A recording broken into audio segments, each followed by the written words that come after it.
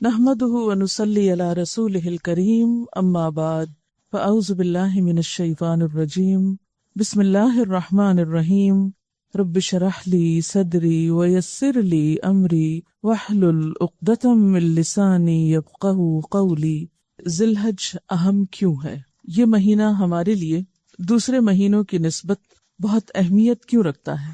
یہ ہم سب پر اللہ تعالیٰ کا بہت بڑا احسان ہے کہ اس نے ہمیں اسلام جیسی نعمت عطا کی، اچھے برے کا فرق بتایا، نیکی اور بدی کے پیمانے دیے، نیکیاں کمانے کے طرح طرح کے مواقع عطا کیے، اور انہی مواقع میں ایک موقع ذی الحج کا مہینہ بھی ہے۔ اس کے علاوہ آپ جانتے ہیں کہ رمضان المبارک کا مہینہ نیکیوں کا موسم بہار کہلاتا ہے، اور الحمدللہ ہم سب اس مہینے کو بہت اہمیت دیتے ہیں۔ اور یہ بھی آپ جانتے ہیں کہ اس مہینے کی اہمیت اس وجہ سے ہے کہ اس میں روزے جیسی عبادت پائی جاتی ہے، یعنی ہم ایک فرض عبادت کی ادائیگی کرتے ہیں۔ لیکن مشاہدے میں یہ بات آئی ہے کہ حج پہ جانے والوں کے علاوہ عام لوگ ذی الحج کے مہینے کی قدر و قیمت نہیں جانتے اور اس کا حق ادا نہیں کرتے۔ اور ظاہر بات ہے کہ اگر آپ کو کسی چیز کے بارے میں علم ہی نہیں، پتہ ہی نہیں کہ وہ کتنی خیر و برکت والی ہے، اس میں کیا کچھ بھلائیاں ہیں، تو آپ اس کا حق ادا ہی نہیں کر سکتے۔ اس لیے مناسب معلوم ہوتا ہے کہ اس مہینے کو پہچانا بھی جائے، اور اس مہینے میں کیا کچھ کرنا چاہیے، ان اعمال کا بھی تذکرہ کیا جائے، ان کی بھی یاد دہانی کی جائے، تاکہ ہم بہتر سے بہتر فائدہ اٹھا سکیں اس مہینے کی رحمتوں اور برکتوں سے۔ ابو عثمان النہدی کہتے ہیں کہ اسلاف کرام یعنی پہلے دور کے جو نیک لوگ تھے، نیک بزرگ، وہ 3 عشروں کی بڑی قدر کیا کرتے تھے: رمضان کا آخری عشرہ، ذی الحج کا پہلا عشرہ، اور محرم کا پہلا عشرہ۔ رمضان کے آخری عشرے میں تاخراتیں ہوتی ہیں، لیلۃ القدر ہوتی ہے۔ اسی طرح ذی الحج کے مہینے میں خصوصی طور پر پہلا عشرہ بہت اہم ہے کہ اس میں فریضہ حج کی ادائیگی ہوتی ہے، اور محرم کا پہلا عشرہ وہ اس اعتبار سے کہ اسلامی کیلنڈر کا پہلا مہینہ بھی ہے، اور رمضان کے روزے فرض ہونے سے پہلے مسلمان عاشورہ محرم کے روزے رکھا کرتے تھے۔ 10ویں محرم کے روزے کی بھی بہت فضیلت آتی ہے۔ آج ہم ماہ ذی الحج پہ بات کریں گے، اور ماہ ذی الحج میں بھی خاص طور پر پہلا عشرہ، پہلے 10 دن کی فضیلت کے بارے میں۔ ان 10 دنوں کی اہمیت کا اندازہ آپ اس بات سے بھی لگا سکتے ہیں کہ اللہ تعالیٰ نے قرآن پاک میں ان 10 دنوں کی قسم کھائی ہے، اور جس چیز کی قسم اللہ تعالیٰ کھاتے ہیں پھر اس سے اس چیز کی اہمیت کا اندازہ آپ کر سکتے ہیں۔ سورۃ الفجر میں اللہ تعالیٰ فرماتے ہیں والفجر ولیال عشر، قسم ہے فجر کی اور 10 راتوں کی۔ اور ان آیات کی تفسیر اکثر مفسرین کے نزدیک کیا ہے کہ ان 10 راتوں سے مراد، جسے ہم عام طور پر 10 دن بولتے ہیں نا، تو عربی میں رات پہلے آتی ہے تو 10 راتیں بولی جا رہی، مراد اس سے پہلے 10 دن ہی ہے۔ تو اکثر مفسرین نے ان 10 راتوں سے مراد ذی الحج کی ابتدائی 10 راتیں لی ہیں، یعنی پہلا عشرہ ذی الحج لیا ہے۔ اور اگر احادیث کا مطالعہ کیا جائے تو بھی ہم دیکھتے ہیں کہ ان 10 دنوں کی بہت فضیلت ہے۔ حضرت عبداللہ بن عباس رضی اللہ تعالی عنہ کہتے ہیں کہ رسول اللہ صلی اللہ علیہ وسلم نے فرمایا ما من ایام العمل الصالح فیہا احب الی اللہ من هذه الایام یعنی ایام العشر۔ قالوا یا رسول اللہ صلی اللہ علیہ وسلم ولا الجہاد فی سبیل اللہ؟ قال ولا الجہاد فی سبیل اللہ الا رجل خرج بنفسه وماله ثم لم يرجع من ذلك بشيء رواہ البخاری۔ اس حدیث کا ترجمہ کچھ یوں ہے، کوئی دن ایسا نہیں جس میں کیا گیا نیک عمل اللہ تعالیٰ کو ان 10 دنوں کے عمل سے زیادہ پسند ہو۔ کوئی دن ایسا نہیں یعنی سال میں جس میں کیا گیا کوئی نیک عمل ان 10 دنوں میں کیے گئے نیک عمل سے بڑھ کر اللہ تعالیٰ کو پسند ہو۔ گویا ان 10 دنوں میں جو بھی نیکی کا کام آپ کریں گے اس کی ویلیو، اس کی قدر و قیمت کسی بھی دوسرے دن میں کیے ہوئے نیک عمل سے کہیں زیادہ ہوگی۔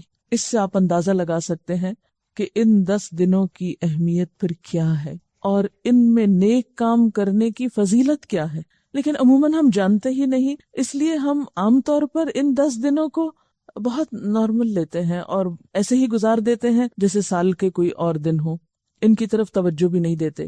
اس پر صحابہ کرام نے پوچھا، اور ظاہر ہے کہ انہیں حیرت ہوئی کہ یا رسول اللہ صلی اللہ علیہ وسلم، کیا اللہ کے راستے میں جہاد کرنا بھی اتنا پسندیدہ نہیں ان دنوں میں؟ یعنی اتنا پسندیدہ نہیں؟ تو آپ نے فرمایا ہاں اللہ کے راستے میں جہاد کرنا بھی اتنا پسندیدہ نہیں سوائے اس کے کہ انسان اپنی جان و مال کے ساتھ نکلا اور واپس نہ لوٹا، یعنی شہید ہو گیا۔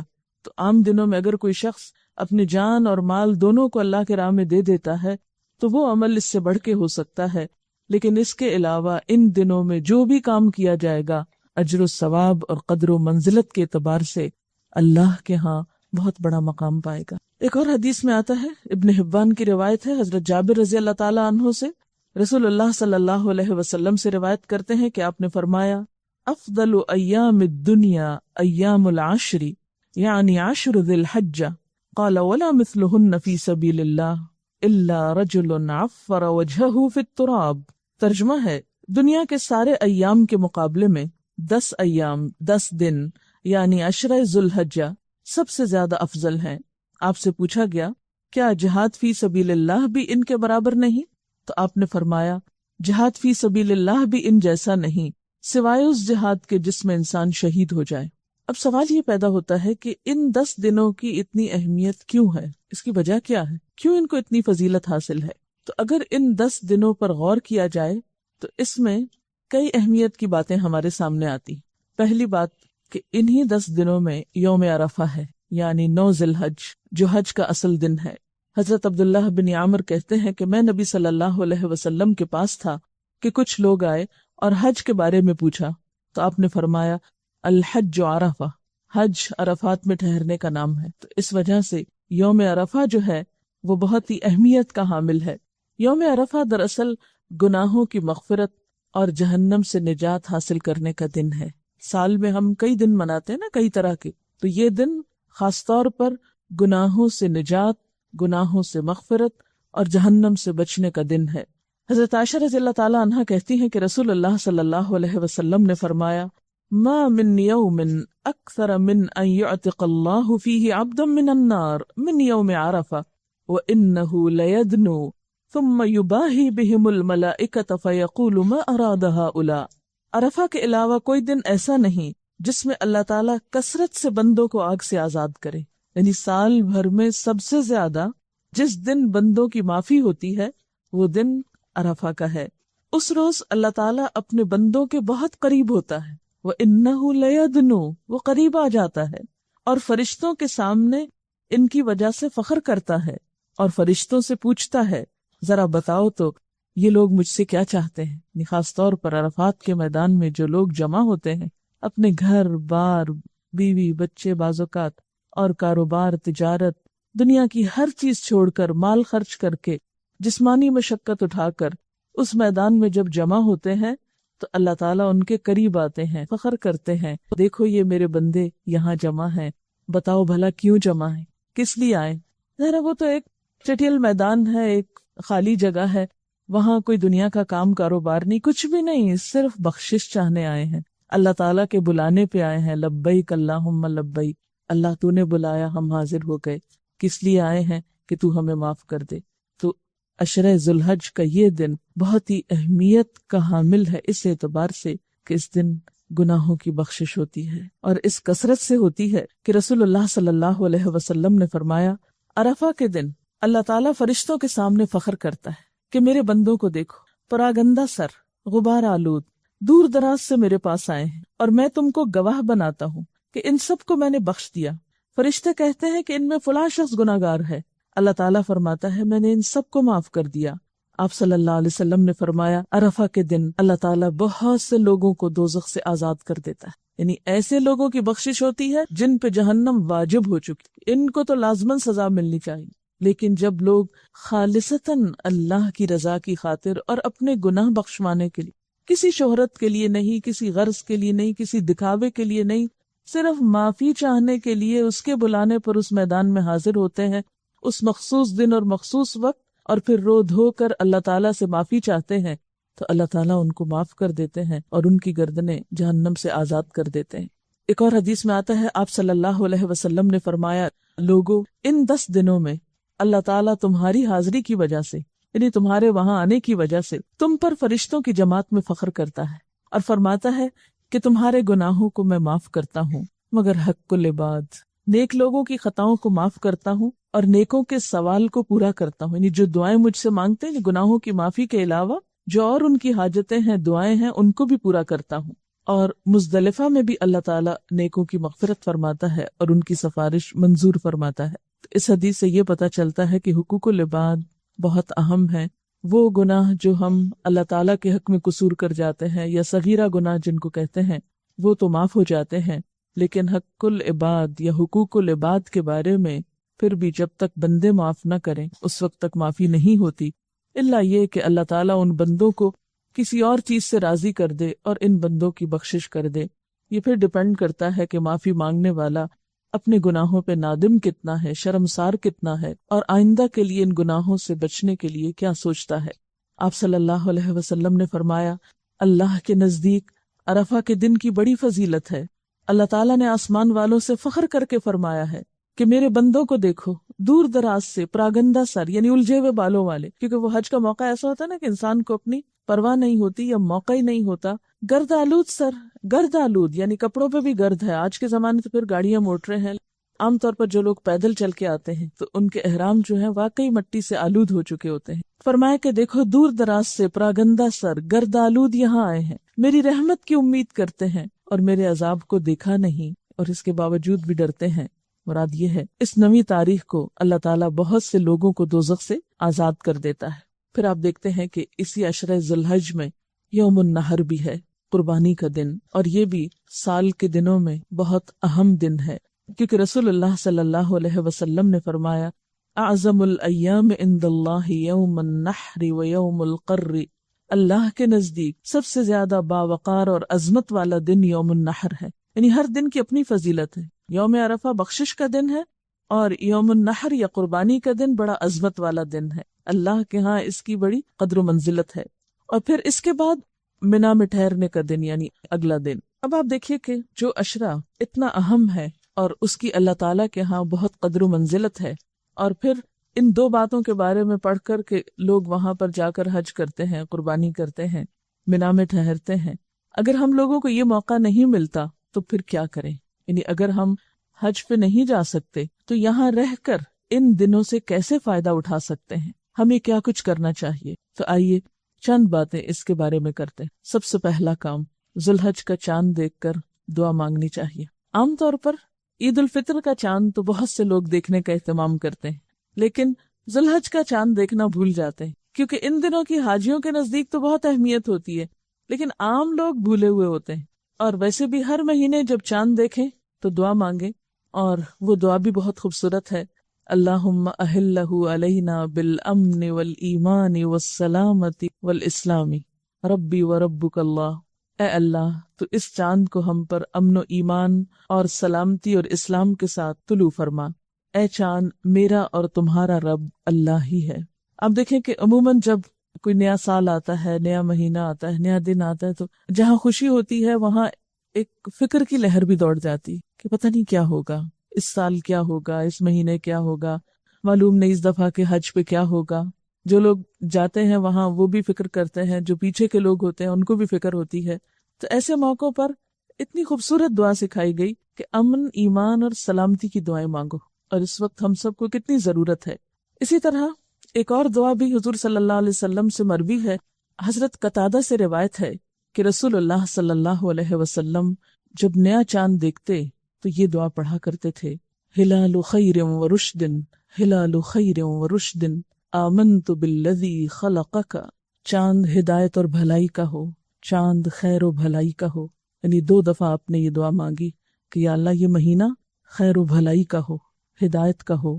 میں ایمان لایا اس ذات پر جس نے تجھے پیدا کیا. یعنی میں تیری پوجا نہیں کرتا، اس رب کی عبادت کرتا ہوں کہ جو تجھے پیدا کرنے والا ہے. عام طور پر ہم ان دعاؤں کو اہمیت نہیں دیتے. ہم سمجھتے ہیں کہ ہاں بس ٹھیک ہے کہہ دیا اور لکھا ہوا ہے کتابوں میں اور ہونا چاہیے، لیکن جب اپنے عمل کی بات آتی ہے تو بھول جاتے ہیں. تو ایسے میں اگر آپ کو چاند دیکھنے کا اتفاق نہیں بھی ہوا یا نصیب نہیں بھی ہوا تو آپ کیا کیجئے کہ جو اسلامی کیلنڈر کے ابتدا کی ڈیٹ ہے اگر آپ نے کہیں لکھ کے رکھی ہے تو اس پر اس دعا کو چھوٹا چھوٹا کر کے لکھ لیا کیجئے، اور ہر مہینے کے آغاز میں پڑھ لیا کریں. تو انشاءاللہ تعالی خیر و بھلائی ہوگی جس کے ہم سب بہت محتاج ہیں۔ پھر اسی طرح ایک اور دعا آتی ہے، ابو داؤد کی روایت ہے، الحمدللہ الذی ذہب بشہر کذا وجاء بشہر کذا، سب تعریف اس اللہ کے لیے ہے جو اس مہینے کو لے گیا، یعنی پچھلا مہینہ ذوالقعدہ کا چلا گیا اور دوسرا مہینہ آ گیا، یعنی دن اور رات کا پھیر اللہ کے ہاتھ میں ہے، مہینوں کا پھیر، وقت، سب کچھ اس کے ہاتھ میں ہے، اس لیے اسی کے لیے تعریف ہے اور اسی کے لیے شکر ہے۔ جب چاند دیکھ کر دعا مانگ چکے تو پھر اس کے بعد کیا کریں؟ کچھ اور کام ہے۔ اگر اللہ تعالی حج کی توفیق دے تو حج کا ارادہ کرنا چاہیے، نیت کرنی چاہیے۔ یہ مہینہ ہمیں ایک فریضے کی یاد دہانی کراتا ہے۔ اگر ہم پر حج فرض ہو، جو شخص سفر حج اور سواری کے اخراجات کا متحمل ہو اس پہ حج فرض ہوتا ہے، یعنی سفر کا خرچہ ہو اور وہاں رہنے کا خرچہ جس کے پاس موجود ہو۔ قرآن پاک میں اللہ تعالیٰ فرماتے ہیں وَلِلَّهِ عَلَى النَّاسِ حِجُّ الْبَيْتِ مَنِ اسْتَطَاعَ إِلَيْهِ سَبِيلًا وَمَنْ كَفَرَ فَإِنَّ اللَّهَ غَنِيٌّ عَنِ الْعَالَمِينَ۔ لوگوں پر اللہ کا یہ حق ہے، یعنی اللہ کا حق ہے کہ جو اس کے گھر تک پہنچنے کی استطاعت رکھتا ہو، یعنی جو کوئی وہاں جا سکتا ہو وہ اس کا حج کرے، اور جو کوئی اس حکم کی پیروی سے انکار کرے، یعنی استطاعت کے باوجود جانے کا سوچتا ہی نہیں اور جائے ہی نہیں، تو اسے معلوم ہونا چاہیے کہ اللہ تمام دنیا والوں سے بے نیاز ہے۔ اسے پرواہ نہیں ہے ایسے لوگوں کی کہ جن کو اللہ نے مال دیا ہے، وسعت دی ہے، حیثیت دی ہے، استطاعت ہے، اور پھر بھی وہ اس کے گھر آنے کے لیے نہیں سوچتے، اس کی طرف رجوع نہیں کرتے۔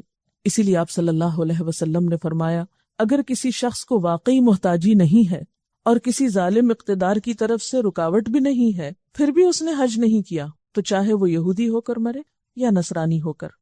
حضرت عبداللہ بن عباس کہتے ہیں کہ رسول اللہ صلی اللہ علیہ وسلم نے فرمایا اے لوگو، تم پہ حج فرض ہو چکا ہے، اس کی ادائیگی میں جلدی کرو، یعنی جن لوگوں پہ حج فرض ہو چکا ہے ان کو فرمایا، اس لیے کہ تم میں سے کوئی نہیں جانتا کہ کب کیا رکاوٹ پیش آ جائے، کیونکہ بعض اوقات ہمارا ارادہ ہوتا ہے، نیت ہوتی ہے، تیاری ہوتی ہے، کچھ پتہ نہیں کہ آئندہ سال حالات کیا ہوں، صحت کیسی ہو، دنیا کے حالات کیا ہوں۔ اس لیے جس کو جب موقع ملے اپنی طرف سے فریضہ ادا کرنے کی پوری کوشش کرے۔ اور اس سلسلے میں خواتین کے لیے خاص طور پر آپ صلی اللہ علیہ وسلم نے کیا فرمایا کہ بوڑھوں، کمزوروں اور عورتوں کے لیے حج اور عمرہ کرنا ثواب میں جہاد کے برابر ہے۔ یہ تو تھا اس عشرے کا اہم ترین کام۔ دوسرا کام ہے روزہ رکھنا۔ روزہ رکھنا اللہ کے نزدیک افضل اور محبوب عمل ہے۔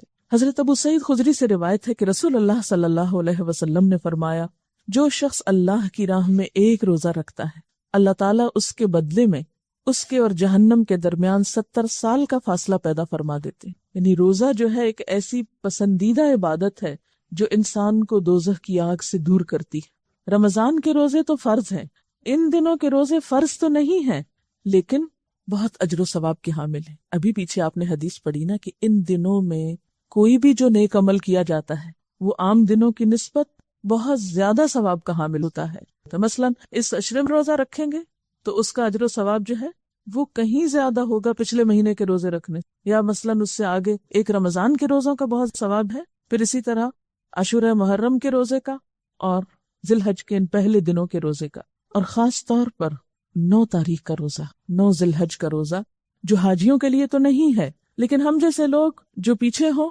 وہ اہل حج کے ساتھ اس دن روزے جیسی عبادت کے ذریعے ان کے ساتھ شریک ہو سکتے ہیں۔ اس کے بارے میں آپ صلی اللہ علیہ وسلم نے فرمایا صوم یوم عرفہ احتسب علی اللہ ان یکفر السنۃ التي قبلہ والتي بعدہ۔ صحیح مسلم کی روایت ہے، یوم عرفہ کے روزے کے متعلق مجھے اللہ تعالیٰ سے امید ہے کہ وہ 1 سال پہلے اور 1 سال بعد کے گناہوں کے لیے کفارہ بن جائے گا۔ یعنی اگر آپ اس دن کا روزہ رکھتے ہیں تو اللہ تعالیٰ سے اس امید کے ساتھ کہ پچھلے سال کے بھی گناہ معاف ہو جائیں اور آئندہ کے بھی، یعنی جو کیے ہیں اور جو نہیں کیے۔ ایک اور روایت میں آتا ہے کہ عشرہ ذی الحج میں عبادت اللہ تعالیٰ کو بہت پسند ہے، ان دنوں میں ایک روزہ رکھنے کا ثواب سال بھر کے روزوں کے ثواب کے برابر ہوتا ہے۔ ترمذی کی اس روایت میں کیا آتا ہے کہ اگر آپ ان دنوں میں روزہ رکھتے ہیں، مثلا یہ پہلے 9 دن، ایک ایک روزے کا ثواب کتنا ہے جیسے آپ نے سال بھر روزہ رکھا۔ اور اگر آپ کے مثلا قضا روزے رہتے ہیں تو آپ کو کبھی بھی رکھنے ہیں، اگر ان دنوں میں رکھ لیں تو اس میں کیا ہوگا، قضا بھی ہو جائے گی اور ان دنوں میں روزہ رکھنے کا ثواب بھی ہو جائے گا۔ لیکن 9 تاریخ کا روزہ جو ہے وہ خالصتاً اسی نیت سے رکھیے، اس کو قضا میں نہ رکھیے۔ حضرت حنیدہ بن خالد اپنی بیوی سے روایت کرتے ہیں اور وہ حضور صلی اللہ علیہ وسلم کی زوجہ محترمہ سے روایت کرتی ہیں، وہ فرماتی ہیں کہ رسول اللہ صلی اللہ علیہ وسلم 10ویں محرم اور ذوالحج کے 9 دن اور 3 دن ہر مہینے سے اس طرح کے پہلی پیر اور 2 خمیس روزے رکھتے تھے۔ یعنی آپ کے روزوں کا طریقہ کیا تھا؟ 10ویں محرم کا روزہ رکھتے، ذوالحج کے یہ 9 دن روزے رکھتے اور ہر مہینے کے 3 دن، اور وہ کس طرح؟ ایک تو وہ آتا نا ایام 20 کے روزے، اور ایک دوسرا بھی آتا ہے کہ پہلے منڈے کو، ضروری نہیں کہ وہ پہلی تاریخ کو ہی ہو، وہ 2، 3، 4، 5 کو بھی ہو سکتی۔ تو آپ صلی اللہ علیہ وسلم ہر مہینے میں پہلی پیر، پھر خمیس اور اس کے بعد والی خمیس کے روزے نہیں چھوڑتے تھے۔ خمیس کہتے ہیں تھرسڈے کو، جمعرات، ہر ماہ کی پہلی پیر، پھر جمعرات اور اس کے بعد والی جمعرات، یعنی اس طریقے پر آپ روزے رکھا کرتے تھے۔ اب آپ یہاں پر روایت کو بھی دیکھیے کہ شوہر بیوی سے روایت کر رہے ہیں، اور بیوی کہاں سے کر رہی ہیں؟ آپ صلی اللہ علیہ وسلم کی زوجہ محترمہ سے۔ اس سے کیا پتہ چلتا ہے کہ اسلام میں علم مرد اور عورت دونوں کے لیے، اور علم کی خدمت دونوں نے کی ہے۔ حضرت عائشہ رضی اللہ تعالیٰ عنہا سے روایت ہے جس میں ان سے ان روزوں کے متعلق سوال ہوا کہ کیا آپ یہ روزے رکھتے تھے؟ تو انہوں نے جواب دیا ہاں۔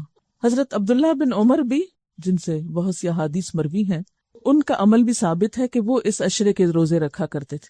یہ لفظ عشرہ سہولت کے لیے بولا جا رہا ہے، ورنہ جملہ بہت لمبا ہو جاتا ہے۔ عشرہ سے اگرچہ مراد 10 دن ہوتے ہیں، لیکن عید کے دن کا روزہ نہیں ہوتا، تو اس وقت جب بھی میں عشرہ بول رہی ہوں ذوالحج کا، تو اس سے مراد کیا ہے؟ پہلے 9 دن۔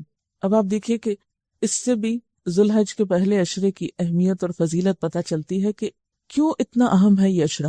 اسی میں حج ہے، اسی میں روزے کا اتنا ثواب بتایا گیا، اور کچھ اور اعمال بھی۔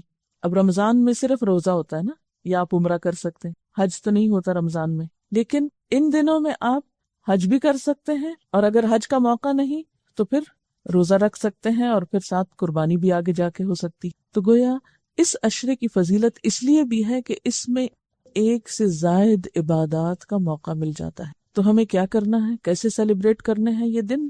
نمبر 1 آغاز میں دعا، نمبر 2 روزہ، نمبر 3 نوافل کا اہتمام، کیونکہ ان دنوں کے نفل عام دنوں کے نفل کے مقابلے میں زیادہ اجر و ثواب کا سبب ہوں گے۔ اگر آپ کو اللہ تعالیٰ توفیق دے روزے رکھنے کی تو سحری کو تو اٹھنا ہی ہوگا، جب سحری کو اٹھیں گے تو تہجد بھی پڑھ لیں ساتھ۔ اور ویسے بھی آپ جانتے ہیں قیامت کے دن نماز کے بارے میں پہلا سوال ہوگا، پہلا حساب ہوگا نماز۔ دوزخ میں جانے والوں سے جب پوچھا جائے گا کہ ما سلککم فی سقر، کیا چیز تمہیں دوزخ میں لے گئی؟ قالوا لم نک من المصلین، وہ کہیں گے کہ ہم نماز پڑھنے والوں میں سے نہ تھے، ہم نماز نہیں پڑھتے تھے۔ ولم نک نطعم المسکین، اور ہم مسکین کو کھانا نہیں کھلاتے تھے۔ اور ایک اور حدیث سے آپ کو معلوم ہے کہ آپ صلی اللہ علیہ وسلم نے فرمایا آدمی اور شرک یا کفر کے درمیان حد فاصل نماز ہے، نماز کا پڑھنا یا نہ پڑھنا ہے۔ اگر اس حد کو گرا دیا جائے تو کفر اور اسلام پھر ایک ہی چیز نظر آتی۔ گویا ایک مسلمان کی پہچان ہے نماز، اگر یہ پہچان ختم ہو گئی تو اس کا دین خطرے میں پڑ گیا۔ فرض نماز تو فرض نماز ہے، لیکن نوافل تہجد کے علاوہ آپ اشراق، چاشت وغیرہ کے بھی پڑھ سکتے ہیں، نمازوں کے بعد بھی پڑھ سکتے ہیں، یعنی جب جب موقع ملے۔ نفل تو ایک مرضی کی اور پسند کی عبادت ہے نا، آپ کی اپنی خوشی کی عبادت ہے، لیکن یہاں چلتے چلتے نوافل کا اجر و ثواب بتاتی چلوں۔ اللہ نے فرمایا میرا بندہ لگاتار نوافل کے ذریعے میرے قریب آتا ہے، یہاں تک کہ میں اسے پسند کرتا ہوں، یعنی میں اسے پسند کرنے لگتا ہوں، اور جب میں اسے پسند کر لیتا ہوں تو اس کا کان بن جاتا ہوں جس سے وہ سنتا ہے، اس کی آنکھ بن جاتا ہوں جس سے وہ دیکھتا ہے، اس کا ہاتھ بن جاتا ہوں جس سے وہ پکڑتا ہے، اس کا پاؤں بن جاتا ہوں جس سے وہ چلتا ہے۔ اگر وہ مجھ سے مانگے تو میں لازماً اسے دیتا ہوں، اگر مجھ سے پناہ طلب کرے تو میں یقیناً اسے پناہ دیتا ہوں۔ اللہ کا محبوب بندہ بن جاتا ہے جو صرف فرائض کی حد تک عبادات نہیں کرتا، جو صرف فرض ہی ادا کرنے میں دلچسپی نہیں رکھتا، بلکہ اس سے آگے بڑھ کر نوافل کا شوق بھی رکھتا ہے۔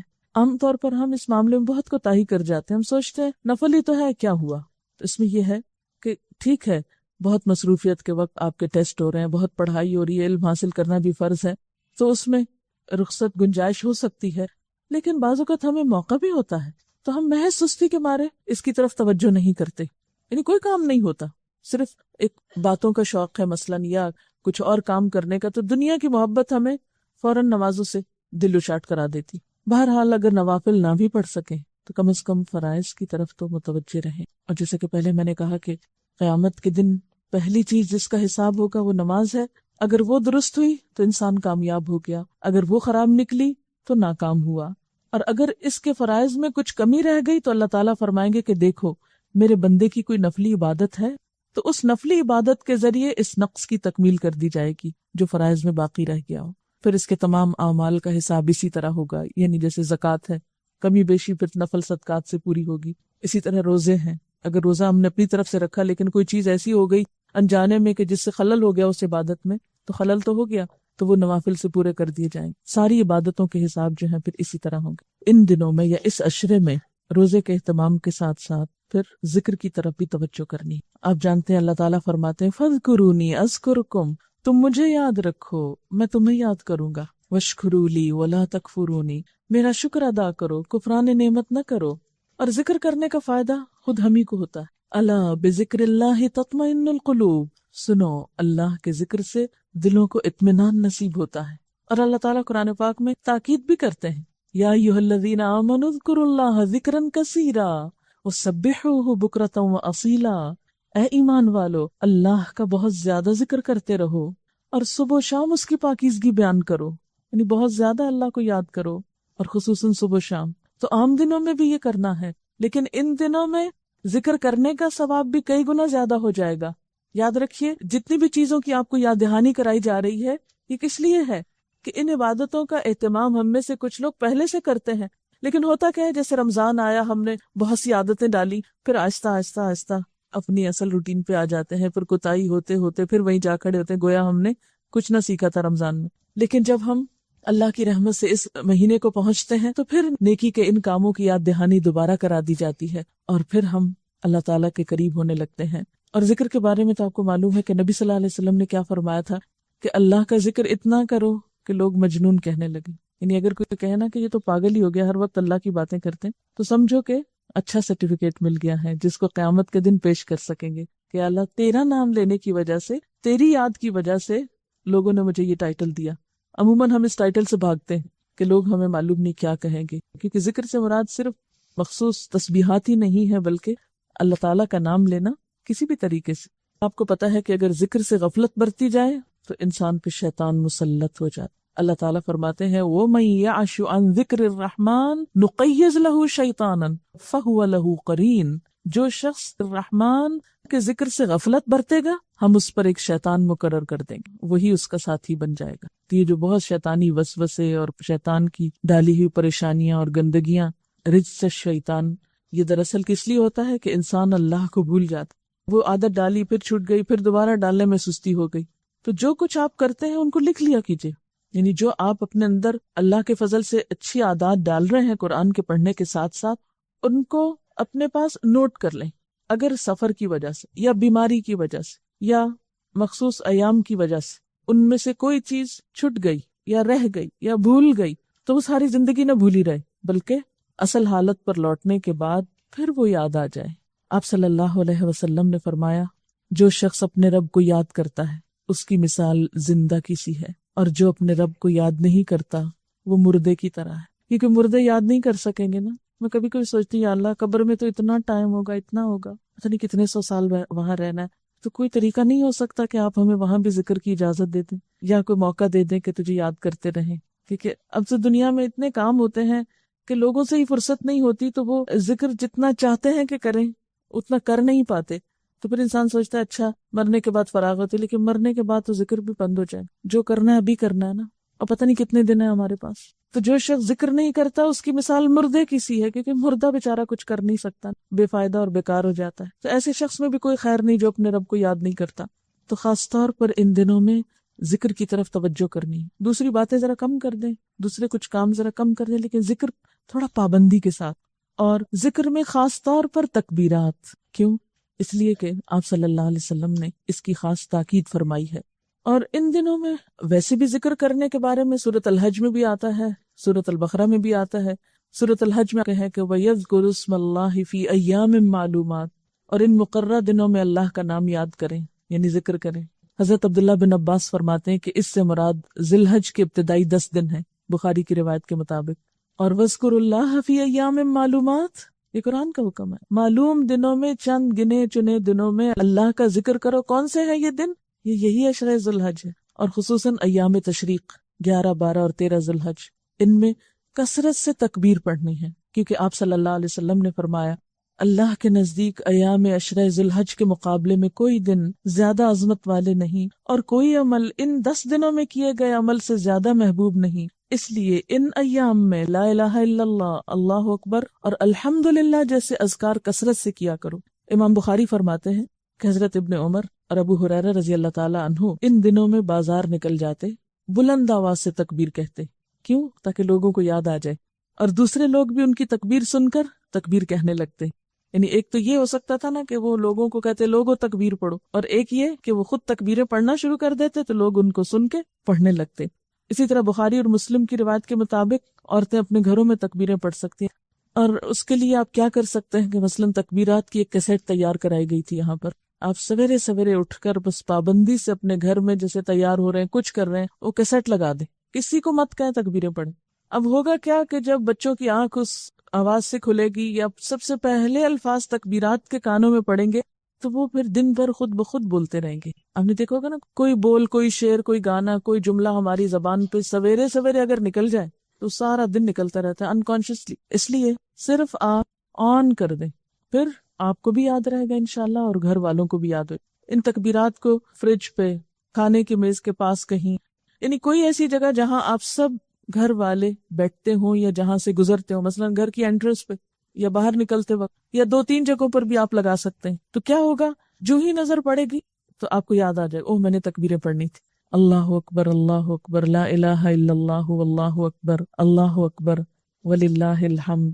اس کے علاوہ ان دنوں میں صدقہ خیرات کیا جا سکتا، کیونکہ عام دنوں کے مقابلے میں ان دنوں میں خرچ کرنے کا ثواب کئی گنا زیادہ ہوگا۔ جیسے رمضان میں خرچ کرنے کا ثواب عام دنوں کے مقابلے میں زیادہ ہے، تو ان دنوں میں بھی آپ خصوصی صدقے کا اہتمام کریں۔ قرآن پاک میں اللہ تعالیٰ فرماتے ہیں وَأَنفِقُوا مِمَّا رَزَقْنَاكُمْ مِن قَبْلِ أَن يَأْتِيَ أَحَدَكُمُ الْمَوْتُ فَيَقُولَ رَبِّ لَوْلَا أَخَّرْتَنِي إِلَىٰ أَجَلٍ قَرِيبٍ فَأَصَّدَّقَ وَأَكُن مِّنَ الصَّالِحِينَ۔ جو رزق ہم نے تمہیں دیا ہے اس میں سے خرچ کرو، اس سے پہلے کہ تم میں سے کسی کی موت کا وقت آ جائے، اور اس وقت وہ کہے کہ اے میرے رب، کیوں نہ تو نے مجھے تھوڑی سی مہلت اور دے دی، تھوڑا وقت اور مل جاتا کہ میں صدقہ دیتا اور صالح لوگوں میں شامل ہو جاتا، یا اللہ میں صدقہ کر کے نیک بن جاتا، صدقہ دیتا اور نیک بندوں میں شامل ہو جاتا، یا اللہ تھوڑا سا وقت اور مل جاتا۔ تو موت کے وقت تو 1 منٹ بھی اور نہیں ملے گا، اب جو وقت ملا ہے اس میں کچھ نہ کچھ کر لینا چاہیے، کیونکہ قیامت کے دن تو پھر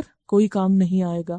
یا ایھا الذین آمنوا انفقوا مما رزقناکم من قبل ان یأتی یوم لا بیع فیہ ولا خلۃ ولا شفاعۃ والکافرون هم الظالمون۔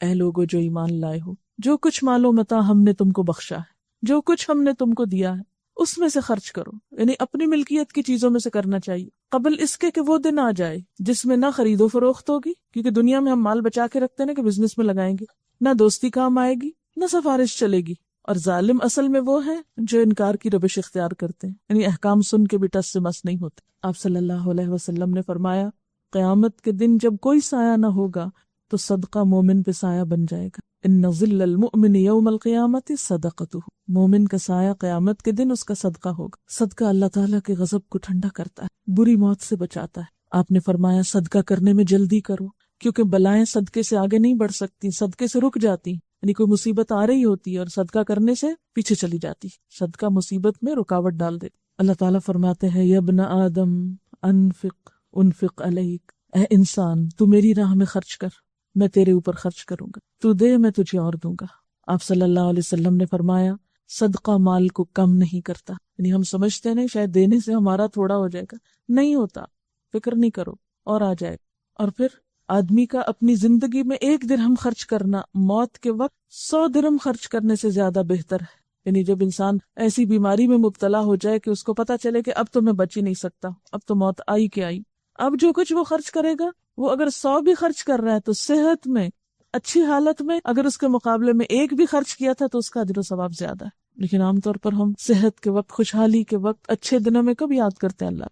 اور صدقہ نہ کرنا، بخل کرنا اپنے آپ کو ہی نقصان دیتا ہے۔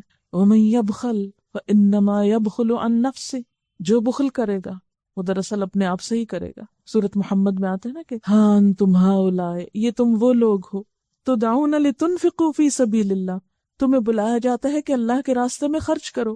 فمنکم من یبخل، تو تم میں سے بعض لوگ بخل کرتے ہیں، کچھ نہیں دیتے.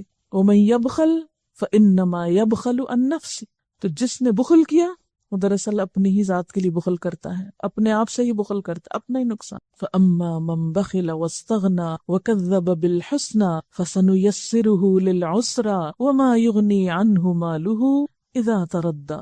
جس نے بخل کیا اور اللہ تعالیٰ سے بے نیازی برتی اور بھلائی کو جھٹلایا، اس کو ہم سخت راستے کی سہولت دیں گے، یعنی اس کے لیے مشکلات پیدا کریں گے. اس کا مال آخر اس کے کس کام آئے گا جب وہ خود ہلاک ہو گیا؟ انسان فوت ہو جائے تو مال و دولت جو پیچھے ہے وہ نجات تو نہیں دے سکتا، وہ تو اب وارثوں کا ہو گیا. وہ جہاں چاہیں خرچ کرے، چاہے تو اچھی جگہ پہ کرے اور چاہے تو غلط جگہ پہ خرچ کرے. کمایا آپ نے تھا، محنت آپ نے کی، مالک آپ تھے، لیکن جب آپ چلے گئے دنیا سے تو اوروں کا ہو گیا اور انہوں نے اس کے ساتھ جو جی چاہا کیا. مال مفت دل بے رحم، کیونکہ جو مال انسان خود کماتا ہے اس کی پھر قدر ہوتی، اور جو وراثت میں مفت میں مل جاتا ہے عموماً اس کی قدردانی نہیں ہوتی. اور یہ بھی یاد رکھیے کہ اللہ کی راہ میں دینے والوں کے لیے فرشتے بھی دعائیں کرتے ہیں. بخاری کی روایت ہے، ہر روز صبح 2 فرشتے اترتے ہیں. ایک یہ دعا کرتا ہے، یا اللہ سخی اور خرچ کرنے والے کو مال میں زیادتی اور برکت دے. دوسرا کہتا ہے، نہ دینے والے بخیل اور کنجوس کے مال میں کمی کر دے اور اس کو برباد کر دے. تو ان دنوں میں خصوصی صدقات کرنے ہیں آپ انشاءاللہ. سب سے پہلی چیز، اگر آپ نے ابھی تک زکوٰۃ نہیں دی تو فوراً اس کا حساب کیجیے. یعنی زکوٰۃ اگر ڈیو ہے، کیونکہ بعض اوقات ہم رمضان میں دے دیتے ہیں یا آدھی اس وقت دے دیتے ہیں، پھر سوچتے ہیں اچھا بعد میں کچھ دے دیں گے، تو تاخیر نہ کیجیے، اس کو ادا کیجیے. پھر اسی طرح صدقے کی مختلف اقسام کی طرف توجہ کیجیے. فرض صدقے کی ادائیگی کے بعد، کیونکہ اگر فرض ادا نہیں ہوا تو نفل کا اتنا فائدہ نہیں ہوگا، نفل سے فرض پورا کیا جائے گا اور کئی نفل ملا کے ایک فرض بنتا ہے. اس لیے پہلے فرض ادا کریں. کوئی کسی کا قرضہ لوٹانا ہے اور وسعت ہو گئی اور صرف جان بوجھ کے ٹال مٹول کر لوٹائیے اس کو. کوئی نظر مانی ہوئی پورا کیجیے اس کو. کوئی کفارہ دینے والا رہتا ادا کیجیے اس کو. پھر اسی طرح کوئی امانت لوٹانے والی ہے وہ لوٹائیں. پھر رشتہ داروں، غریبوں، مسکینوں کی طرف توجہ کریں. عید کا موقع ہے، کچھ نہ کچھ تحفے تحائف کا بندوبست کر سکتے ہیں. اپنے گھر پہ تھوڑا لک ڈالیں، اپنے کپڑوں کا جائزہ لیں، اپنی رکھی ہوئی چیزوں کا، سٹور کا، مختلف چیزوں کا. تو ایک تو رمضان میں ہم اینول کلینلینس کرتے ہیں، ڈی جنکنگ کرتے ہیں، اور ایک پھر ان دنوں میں ہر چیز پہ رک کے سوچیں، اس کے بغیر گزارا ہو سکتا ہے. یاد رکھیے پھر میانہ روی اور اعتدال تو ضروری ہے، لیکن سال ہر سال سے جو چیزیں رکھی ہوئی ہیں، اچھا کبھی کا استعمال کریں گے، کبھی کب آئے گا، وہ مرنے کے بعد تو آ ہی جائے گا، لیکن اس کبھی کو تھوڑا سا ابھی میں بھی بدل لیں. کچھ چیزیں ضرور نکالیں، یعنی جن کو ہم خود نہ استعمال کرتے ہوں اور بس ایسے ہی دل کی ٹیک کے لیے رکھی ہوئی ہوں. پھر اسی طرح ان دنوں میں صدقہ جاریہ کے کاموں میں بھی آپ خرچ کریں.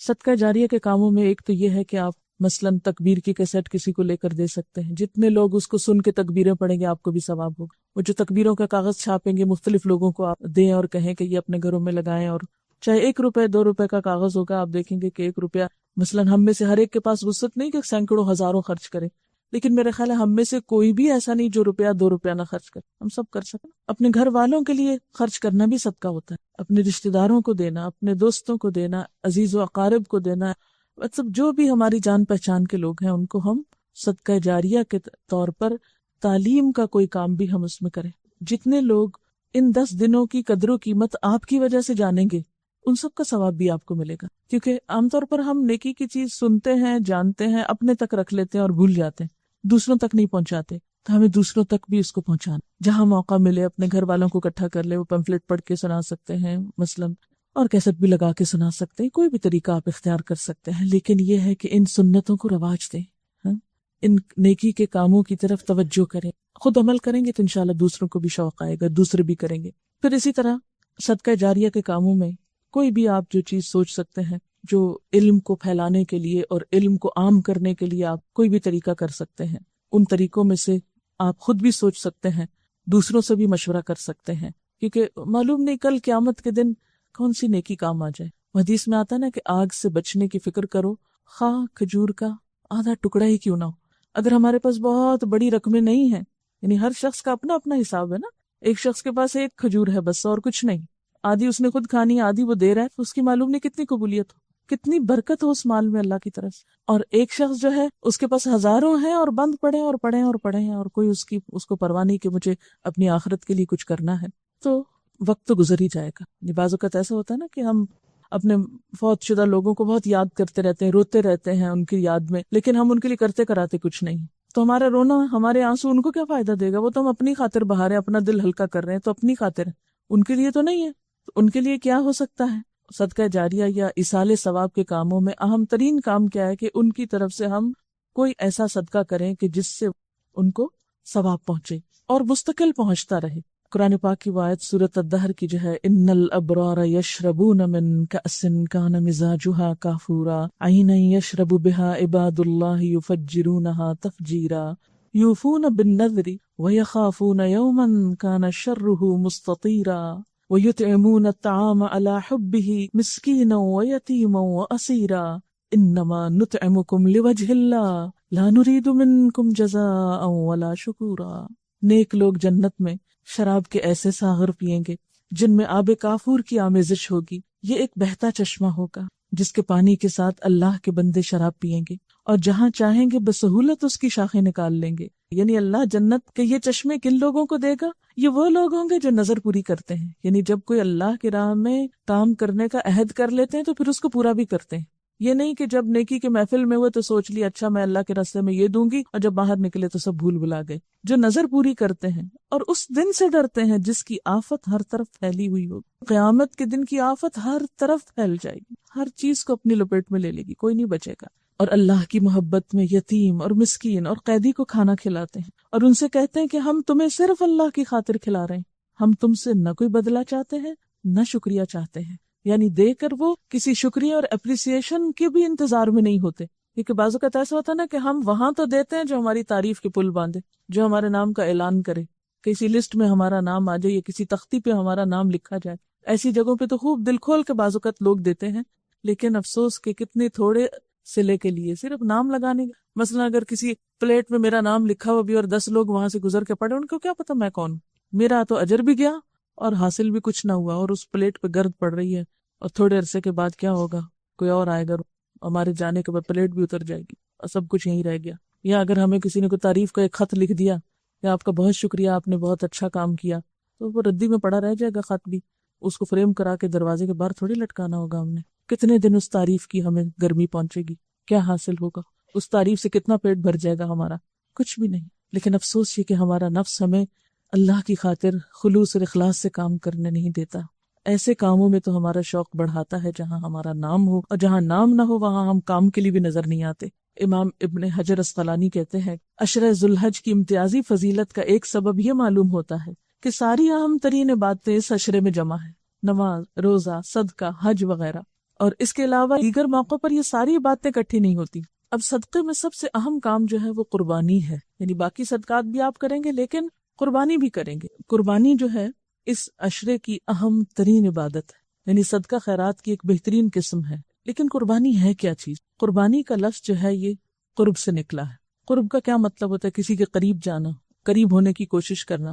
مکان، زمان، یعنی ہر طرح سے قریب ہونے کے لیے آتا ہے. یعنی جگہ میں قریب ہونا، پھر وقت میں قریب ہونا، یا نسبت یعنی رشتہ داری اور تعلق میں قریب ہونا، اسی طرح مرتبے میں. ان سب چیزوں کے لیے لفظ استعمال ہوتا. تو قربان ہر وہ چیز جس کے ذریعے اللہ کی قرب جوئی کی جائے، یعنی قرب تلاش کی. قربان یعنی لفظ قرب سے نکلا ہے. پھر قربان کس کو کہتے ہیں؟ ہم کہتے ہیں نا قربان جاؤں، ہم تو اس کو فعل کے طور پر استعمال کرتے ہیں. لیکن قربان ہر وہ چیز جس کے ذریعے اللہ کا قرب حاصل کیا جائے، اللہ کا تقرب حاصل کیا جائے. اور اصطلاح میں قربانی سے مراد کیا ہے؟ یوم النحر اور ایام تشریق میں اللہ تعالیٰ کی رضامندی اور خوشنودی اور قرب حاصل کرنے کے لیے اونٹ، گائے، بکری، بھیڑ یا دمبا ذبح کرنا. یعنی یہاں خاص طور پر جانور کی قربانی مراد ہے. سوال یہ پیدا ہوتا ہے کہ قربانی کی ابتدا کب سے ہوئی؟ یعنی یہ کام کب سے لازم ہوا؟ قرآن پاک میں اللہ تعالیٰ فرماتے ہیں سورۃ الحج میں لِكُلِّ أُمَّةٍ جَعَلْنَا مَنْسَكًا هُمْ نَاسِكُوهُ، ہر امت کے لیے ہم نے قربانی کا ایک طریقہ مقرر کیا جس کی وہ پیروی کرتی. گویا قربانی کا یہ حکم ہر امت کے لیے رہا ہے. اس کا آغاز حضرت آدم علیہ السلام کے زمانے میں ہوا. قرآن پاک میں اللہ تعالیٰ حضرت آدم علیہ السلام کے 2 بیٹوں کا قصہ بیان کرتے ہیں. وَاتْلُ عَلَيْهِمْ نَبَأَ ابْنَيْ آدَمَ بِالْحَقِّ إِذْ قَرَّبَا قُرْبَانًا فَتُقُبِّلَ مِنْ أَحَدِهِمَا وَلَمْ يُتَقَبَّلْ مِنَ الْآخَرِ. اور انہیں ذرا آدم علیہ السلام کے 2 بیٹوں کا قصہ بے کم و کاس سنا دیجیے. جب ان دونوں نے قربانی کی تو ان میں سے ایک کی قربانی قبول کی گئی اور دوسرے کی نہ کی گئی. جس سے کیا پتہ چلتا ہے کہ حضرت آدم علیہ السلام کے بیٹوں نے بھی قربانی کی. یعنی قربانی آج سے نہیں، قربانی تو آدم علیہ السلام کے زمانے سے ہے، یعنی اس کا تصور اس وقت سے موجود ہے. پھر اسی طرح حضور صلی اللہ علیہ وسلم کو بھی قربانی کا حکم ہے. فَصَلِّ لِرَبِّكَ وَانْحَرْ، اپنے رب کے لیے نماز پڑھیے اور قربانی کیجیے. ایک اور جگہ پر فرمایا قُلْ إِنَّ صَلَاتِي وَنُسُكِي وَمَحْيَايَ وَمَمَاتِي لِلَّهِ رَبِّ الْعَالَمِينَ. آپ کہہ دیجئے بے شک میری نماز، میری قربانی، میرا جینا، میرا مرنا اللہ رب العالمین کے لیے ہے. تو آپ کو یہاں بھی حکم دیا جا رہا ہے کہ قربانی کیجئے اور اللہ کے لیے کیجئے. اور فَصَلِّ لِرَبِّكَ وَانْحَرْ، یہاں بھی اپنے رب کے لیے قربانی کی. گویا قربانی ایک تو یہ ہے کہ اللہ کا حکم ہے، اور دوسرے یہ کہ اللہ ہی کی خاطر ہونی چاہیے. جو ہمارے قربانی کا طریقہ ہے یہ کہاں سے آیا؟ یعنی قربانی کی مختلف شکلیں پچھلی امتوں میں رائج رہیں، لیکن یہ طریقہ جس پہ ہم قربانی کرتے ہیں یہ کب سے ہوا؟ اس کے بارے میں ایک دفعہ صحابہ کرام نے حضور صلی اللہ علیہ وسلم سے پوچھا کہ اے اللہ کے رسول صلی اللہ علیہ وسلم، یہ قربانی کیا ہے؟ آپ نے فرمایا سنت ابیکم ابراہیم، یہ تمہارے ابا ابراہیم علیہ السلام کی سنت ہے، ان کا طریقہ ہے. اس سنت کا تذکرہ قرآن پاک نے بہت خوبصورت انداز میں کیا ہے. سورۃ الصافات کی آیت نمبر 100 سے لے کر 111 آیات ہیں. وَقَالَ إِنِّي ذَاهِبٌ إِلَىٰ رَبِّي سَيَهْدِينِ رَبِّ هَبْ لِي مِنَ الصَّالِحِينَ فَبَشَّرْنَاهُ بِغُلَامٍ حَلِيمٍ فَلَمَّا بَلَغَ مَعَهُ السَّعْيَ قَالَ يَا بُنَيَّ إِنِّي أَرَىٰ فِي الْمَنَامِ أَنِّي أَذْبَحُكَ فَانظُرْ مَاذَا تَرَىٰ قَالَ يَا أَبَتِ افْعَلْ مَا تُؤْمَرُ سَتَجِدُنِي إِن شَاءَ اللَّهُ مِنَ الصَّابِرِينَ فَلَمَّا أَسْلَمَا وَتَلَّهُ لِلْجَبِينِ وَنَادَيْنَاهُ أَن يَا إِبْرَاهِيمُ قَدْ صَدَّقْتَ الرُّؤْيَا إِنَّا كَذَلِكَ نَجْزِي الْمُحْسِنِينَ إِنَّ هَذَا لَهُوَ الْبَلَاءُ الْمُبِينُ وَفَدَيْنَاهُ بِذِبْحٍ عَظِيمٍ وَتَرَكْنَا عَلَيْهِ فِي الْآخِرِينَ سَلَامٌ عَلَىٰ إِبْرَاهِيمَ كَذَلِكَ نَجْزِي الْمُحْسِنِينَ إِنَّهُ مِنْ عِبَادِنَا الْمُؤْمِنِينَ. ابراہیم علیہ السلام نے کہا میں اپنے رب کی طرف جاتا ہوں، وہی میری رہنمائی کرے گا. اے پروردگار، مجھے ایک بیٹا عطا کر جو صالحین میں سے ہو، یعنی نیک ہو. تو اللہ تعالیٰ نے دعا کے جواب میں کیا فرمایا؟ ہم نے اس کو ایک حلیم یعنی بردبار لڑکے کی بشارت دی. وہ لڑکا جب اس کے ساتھ دوڑ دھوپ کرنے کی عمر کو پہنچ گیا تو ایک روز ابراہیم علیہ السلام نے اس سے کہا بیٹا، میں خواب میں دیکھتا ہوں کہ میں تجھے ذبح کر رہا ہوں، اب تو بتا تیرا کیا خیال ہے؟ اس نے کہا ابا جان، جو کچھ آپ کو حکم دیا جا رہا ہے اسے کر ڈالیے، آپ انشاءاللہ مجھے صابروں میں سے پائیں گے. آخر کو جب ان دونوں نے سر تسلیم خم کر دیا، یعنی باپ بیٹا دونوں ہی اپنے آپ کو حوالے کر گئے، اور ابراہیم علیہ السلام نے بیٹے کو ماتھے کے بل گرا دیا اور ہم نے آواز دی اے ابراہیم، تو نے اپنا خواب سچ کر دکھایا، ہم نیکی کرنے والوں کو ایسی ہی جزا دیتے ہیں. یقیناً یہ ایک کھلی آزمائش تھی اور ہم نے ایک بڑی قربانی فدیے میں دے کر اس بچے کو چھڑا لیا اور اس کی تعریف و توصیف ہمیشہ کے لیے بعد کی نسلوں میں چھوڑ دی. سلام ہے ابراہیم پر، ہم نیکی کرنے والوں کو ایسی ہی جزا دیتے ہیں، یقیناً وہ ہمارے مومن بندوں میں سے تھا. تو یہ ہے وہ واقعہ ابراہیم علیہ السلام کی قربانی کا جو قرآن نے ان الفاظ میں بیان کیا. اس واقعے کے بارے میں حفیظ جالندری نے ایک نظم لکھی ہے جو اس کی ایک بہترین تفسیر بھی ہے، اسی کو پڑھ کر آپ کو اس کی تفسیر سناؤں گی. پدر بولا یعنی باپ، فارسی کے لفظ اردو شاعری میں استعمال ہوتے ہیں. پدر بولا کہ بیٹا آج میں نے خواب دیکھا ہے، کتاب زندگی کا ایک نرالا باب دیکھا ہے. یہ دیکھا ہے کہ میں خود آپ تجھ کو ذبح کرتا ہوں، خدا کے حکم سے تیرے لہو میں ہاتھ بھرتا ہوں. ذرا امیجن بھی کرتے جائیں کہ باپ بیٹے کو کہہ رہا ہے کہ اللہ کے حکم سے میں تجھے ذبح کر رہا ہوں. سعادت مند بیٹا جھک گیا فرمانے باری پر، زمین و آسماں حیراں تھے اس اطاعت گزاری پر. رضا جوئی کی یہ صورت نظر آئی نہ تھی اب، یعنی ایسے بھی کوئی اللہ کی رضا پہ راضی ہوتا ہے؟ اس سے پہلے ایسی اطاعت کسی نے نہیں دیکھی. یہ جرت پیشتر انسان نے دکھلائی نہ تھی اب تک، اس سے پہلے کہ کسی انسان نے اللہ کی اطاعت کے لیے ایسی جرت نہیں دکھائی تھی. عجب بشاش تھے دونوں رضائے رب عزت پر، تأمل یا تذبذب کچھ نہ تھا دونوں کی صورت پر، کوئی ہچکچاہٹ نہیں. کہا فرزند نے اے باپ اسماعیل صابر ہے، خدا کے نام پر بندہ پے تعمیل حاضر ہے. مگر آنکھوں پہ اپنی آپ پٹی باندھ لیجیے گا، میرے ہاتھوں میں اور پیروں میں رسی باندھ دیجیے گا، مبادا آپ کو صورت پہ میری رحم آ جائے، مبادا میں تڑپ کر چھوٹ جاؤں ہاتھ تھرائے۔ پسر کی بات سن کر باپ نے تعریف فرمائی، یہ رسی اور پٹی باندھنی ان کو پسند آئی۔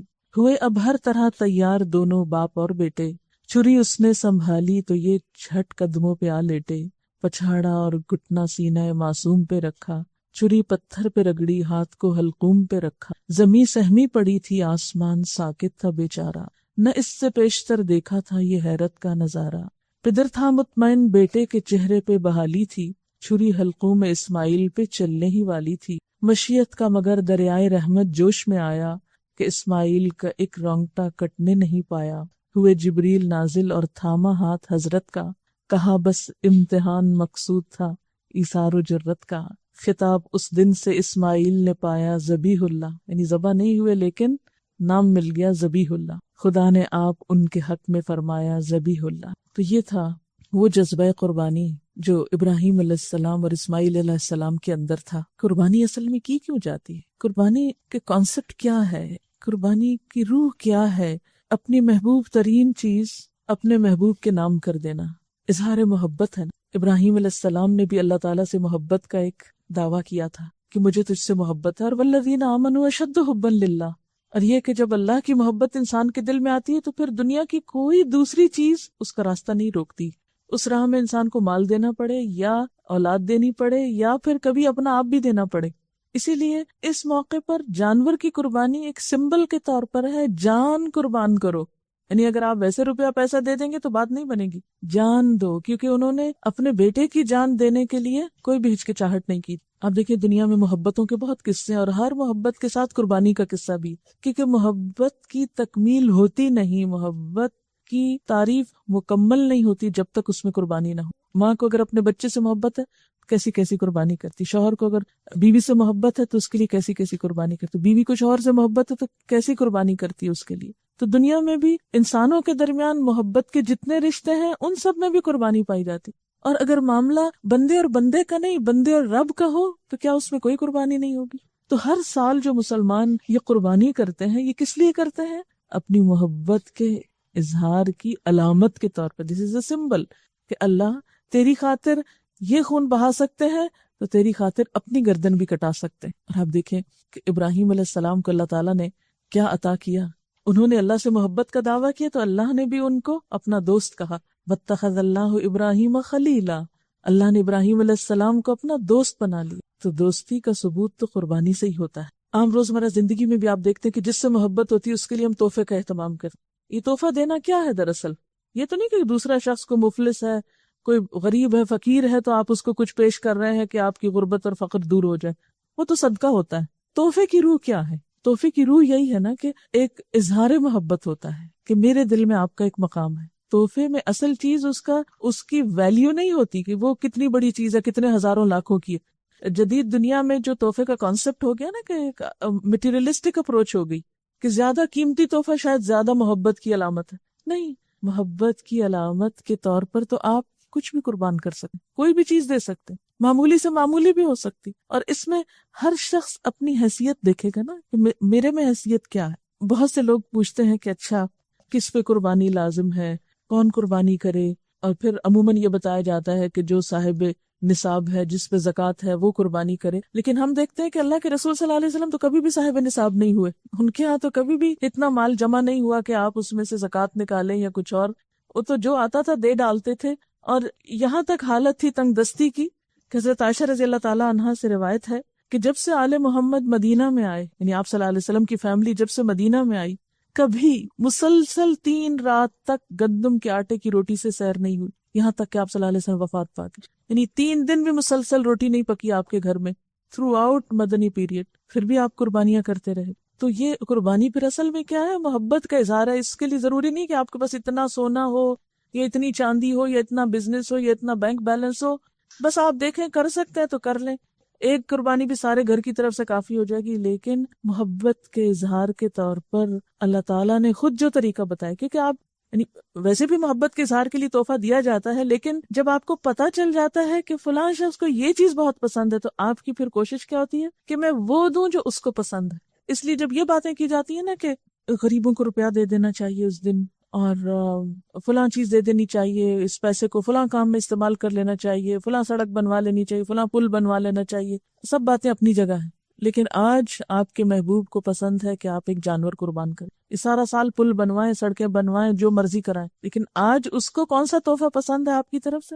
جانور قربان کر۔ کیوں؟ اس لیے کہ آپ کاغذ کا روپیہ کسی کے ہاتھ میں دیتے ہیں نا، تو وہ فیلنگ نہیں آتی جب آپ ایک اپنے پالے ہوئے جانور کے گلے پہ چھری پھیرتے ہیں۔ تو جن گھروں میں جانور پالا جاتا ہے نا، ان بچوں کو آپ دیکھیں، وہ قریب نہیں جاتے، اس کا گوشت نہیں کھاتے کہ ہمارا پیارا جانور جو ہے وہ قربان ہو، روتے ہیں باقاعدہ اس کی۔ اور اس وقت جو دل کی حالت ہوتی ہے، وہ روپیہ کسی کو پکڑانے سے وہ جذبات نہیں پیدا ہوتے، اور یہ یاد دہانی ہے مسلسل، یا اللہ آج اس جانور کے گلے پہ چھری پھیر رہا ہوں، کل آپ نے مجھے طلب کیا نا تو میں بھی حاضر ہوں، میں اپنی جان بھی دوں گا آپ کو، کیونکہ محبت میں تو پھر کوئی بھی چیز بچا کے نہیں رکھی جاتی نا۔ آپ صلی اللہ علیہ وسلم 10 سال مدینہ میں رہے اور ہر سال قربانی کی، اسی لیے آپ نے فرمایا، ابو داؤد کی روایت ہے، اے لوگو، بے شک ہر گھر والوں کے ذمے ہر سال قربانی ضروری، ان علی کل اہل بیت فی کل عام اضحیہ۔ اب یہ الگ بات ہے کہ اگر بالکل پیسے نہیں ہیں اور مطلب نہیں کرنے کے قابل ایک بھی، تو کوئی بات نہیں، کیونکہ بہت لوگ بہت ہی غریب ہوتے ہیں۔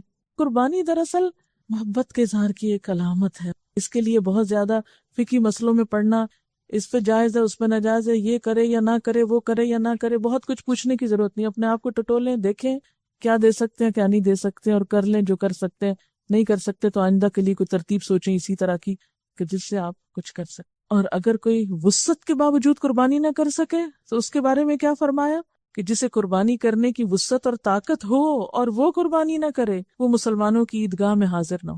اب یہ ہے کہ بعض حالات واقعی ایسے ہوتے ہیں کہ انسان نہیں کر سکتا، کوئی جان بوجھ کے نہیں ایسے کرتا، ہمت نہیں ہے۔ مثلا ایک شخص کی مہینے کی آمدنی 3000 روپے ہے، وہ تو بچوں کا دودھ بھی نہیں پورا کر پا رہا، 2 وقت کی روٹی نصیب نہیں، وہ کہاں سے قربانی کرے، چاہے اس کا دل کتنا بھی روتا ہو۔ ایسا شخص کیا کرے؟ ایسے لوگوں کو بھی اللہ نے ثواب سے محروم نہیں رکھا۔ ایک آدمی نے حضور صلی اللہ علیہ وسلم سے عرض کیا کہ میرے پاس قربانی کے لیے تو کوئی جانور نہیں، لیکن میرے پاس دودھ دینے والا ایک جانور ہے، یعنی میرے گھر میں ایک مثلا گائے یا بکری وغیرہ ہے، اسی کو کر دوں؟ تو آپ نے فرمایا نہیں، اس کو نہیں کرو، کیونکہ اسلام جو ہے نا ایک اعتدال والا دین ہے، دوسروں پہ ان کی وسعت سے بڑھ کے بوجھ نہیں ڈالتا۔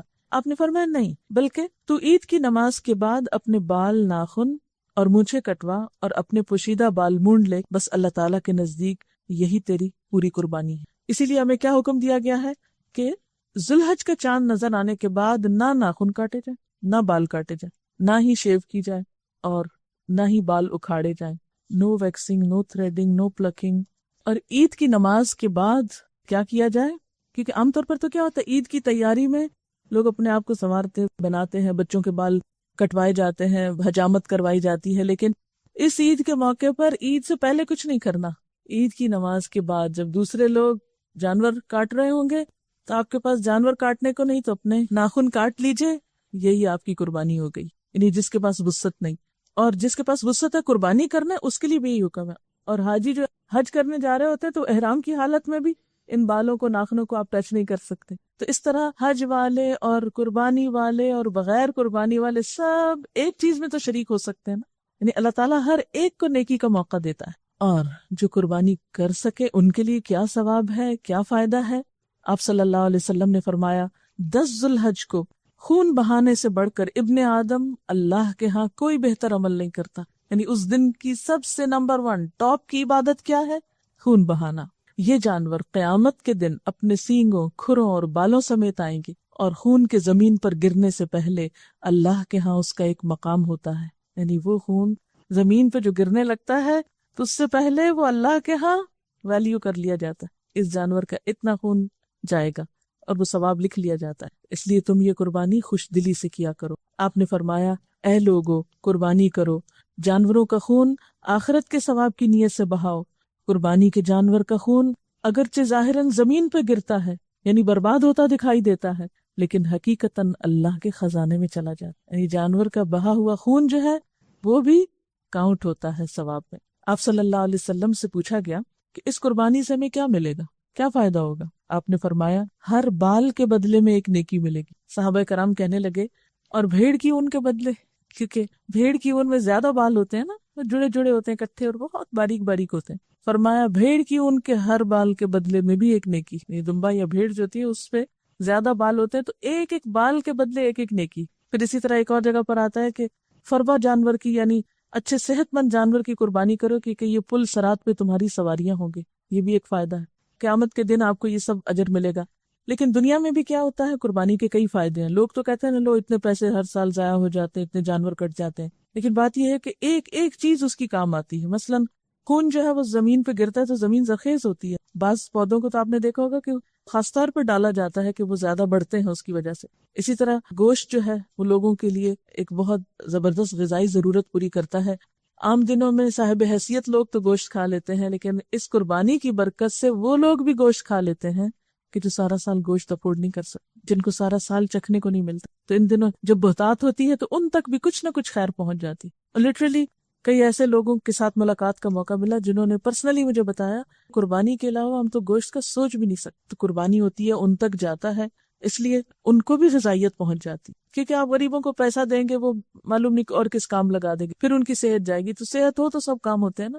تو اس طرح ایک طرح سے انہیں سال میں ایک اچھی خوراک بھی مل جاتی. پھر اسی طرح یہ ہے کہ کھال اور اون وغیرہ کا کتنا بزنس ہوتا ہے. پھر یہ کہ وہ کتنے لوگوں کے بزنس بڑھتے ہیں اس سے، یعنی کھالوں کو اکٹھا کرنے سے لے کر ان کو بیچنے تک اور ایکسپورٹ امپورٹ اور معلوم نہیں کیا کچھ، اس کے ذریعے کتنے بے شمار لوگ جو ہیں ان کاموں میں انوالو ہو جاتے ہیں. ان سب کو ایک طرح سے کام مل جاتا ہے. پھر بہت سے لوگ جن کو پتا ہوتا ہے کہ سال میں ہمارے جانور فلاں موقع پر بکیں گے، وہ کیا کرتے ہیں، جانور پالنا شروع کر دیتے ہیں. ان کو ایک کام مل جاتا ہے. ایک تو یہ کہ غریب کا پیسے پکڑائیں، اور ایک یہ ہے کہ وہ جانور پالے، وہ بھی کسی کام لگے، اور پھر آپ اس کو پیسے دیں اور وہ اپنے ہاتھ کی کمائی سے کھائے، بنسبت اس کے کہ آپ اس کو صرف صدقے سے کھلاتے رہیں.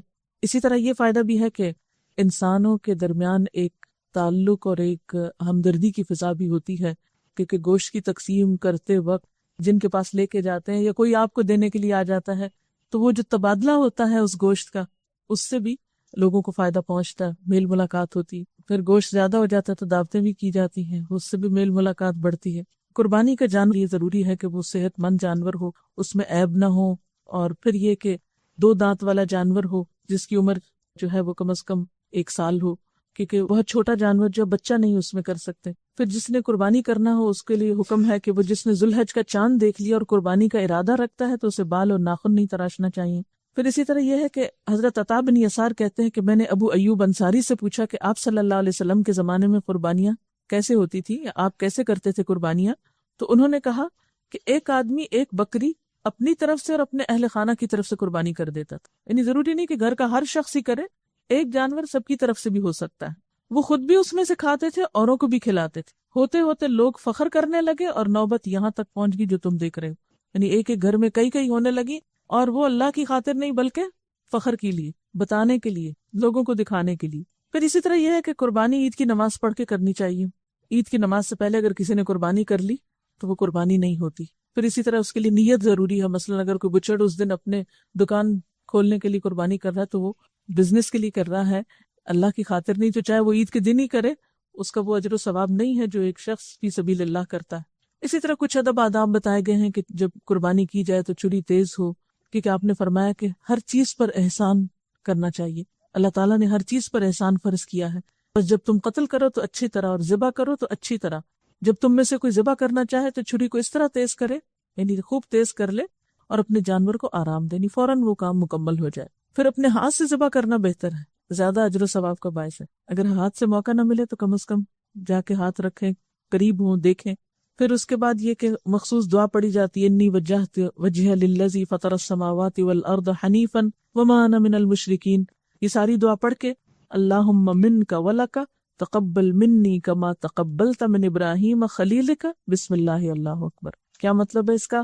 اے اللہ تیری طرف سے، یعنی تو نے دی ہے مجھے، یہ میرا تو کچھ نہیں اس میں، ولک تیری خاطر قربان کرتا ہوں، تقبل منی تو مجھ سے قبول کر لے، کما تقبلتا جس طرح تو نے قبول کی تھی قربانی، من ابراہیم خلیلک اپنے دوست ابراہیم علیہ السلام. بسم اللہ اللہ کے نام کے ساتھ، اور اللہ سب سے. پھر اسی طرح یہ کہ قربانی کے گوشت کا استعمال کیسے ہونا چاہیے. حدیث میں آتا ہے فَكُلُوا وَتَصَدَّقُوا وَادَّخِرُوا، کھاؤ اور صدقہ کرو اور رکھ چھوڑو.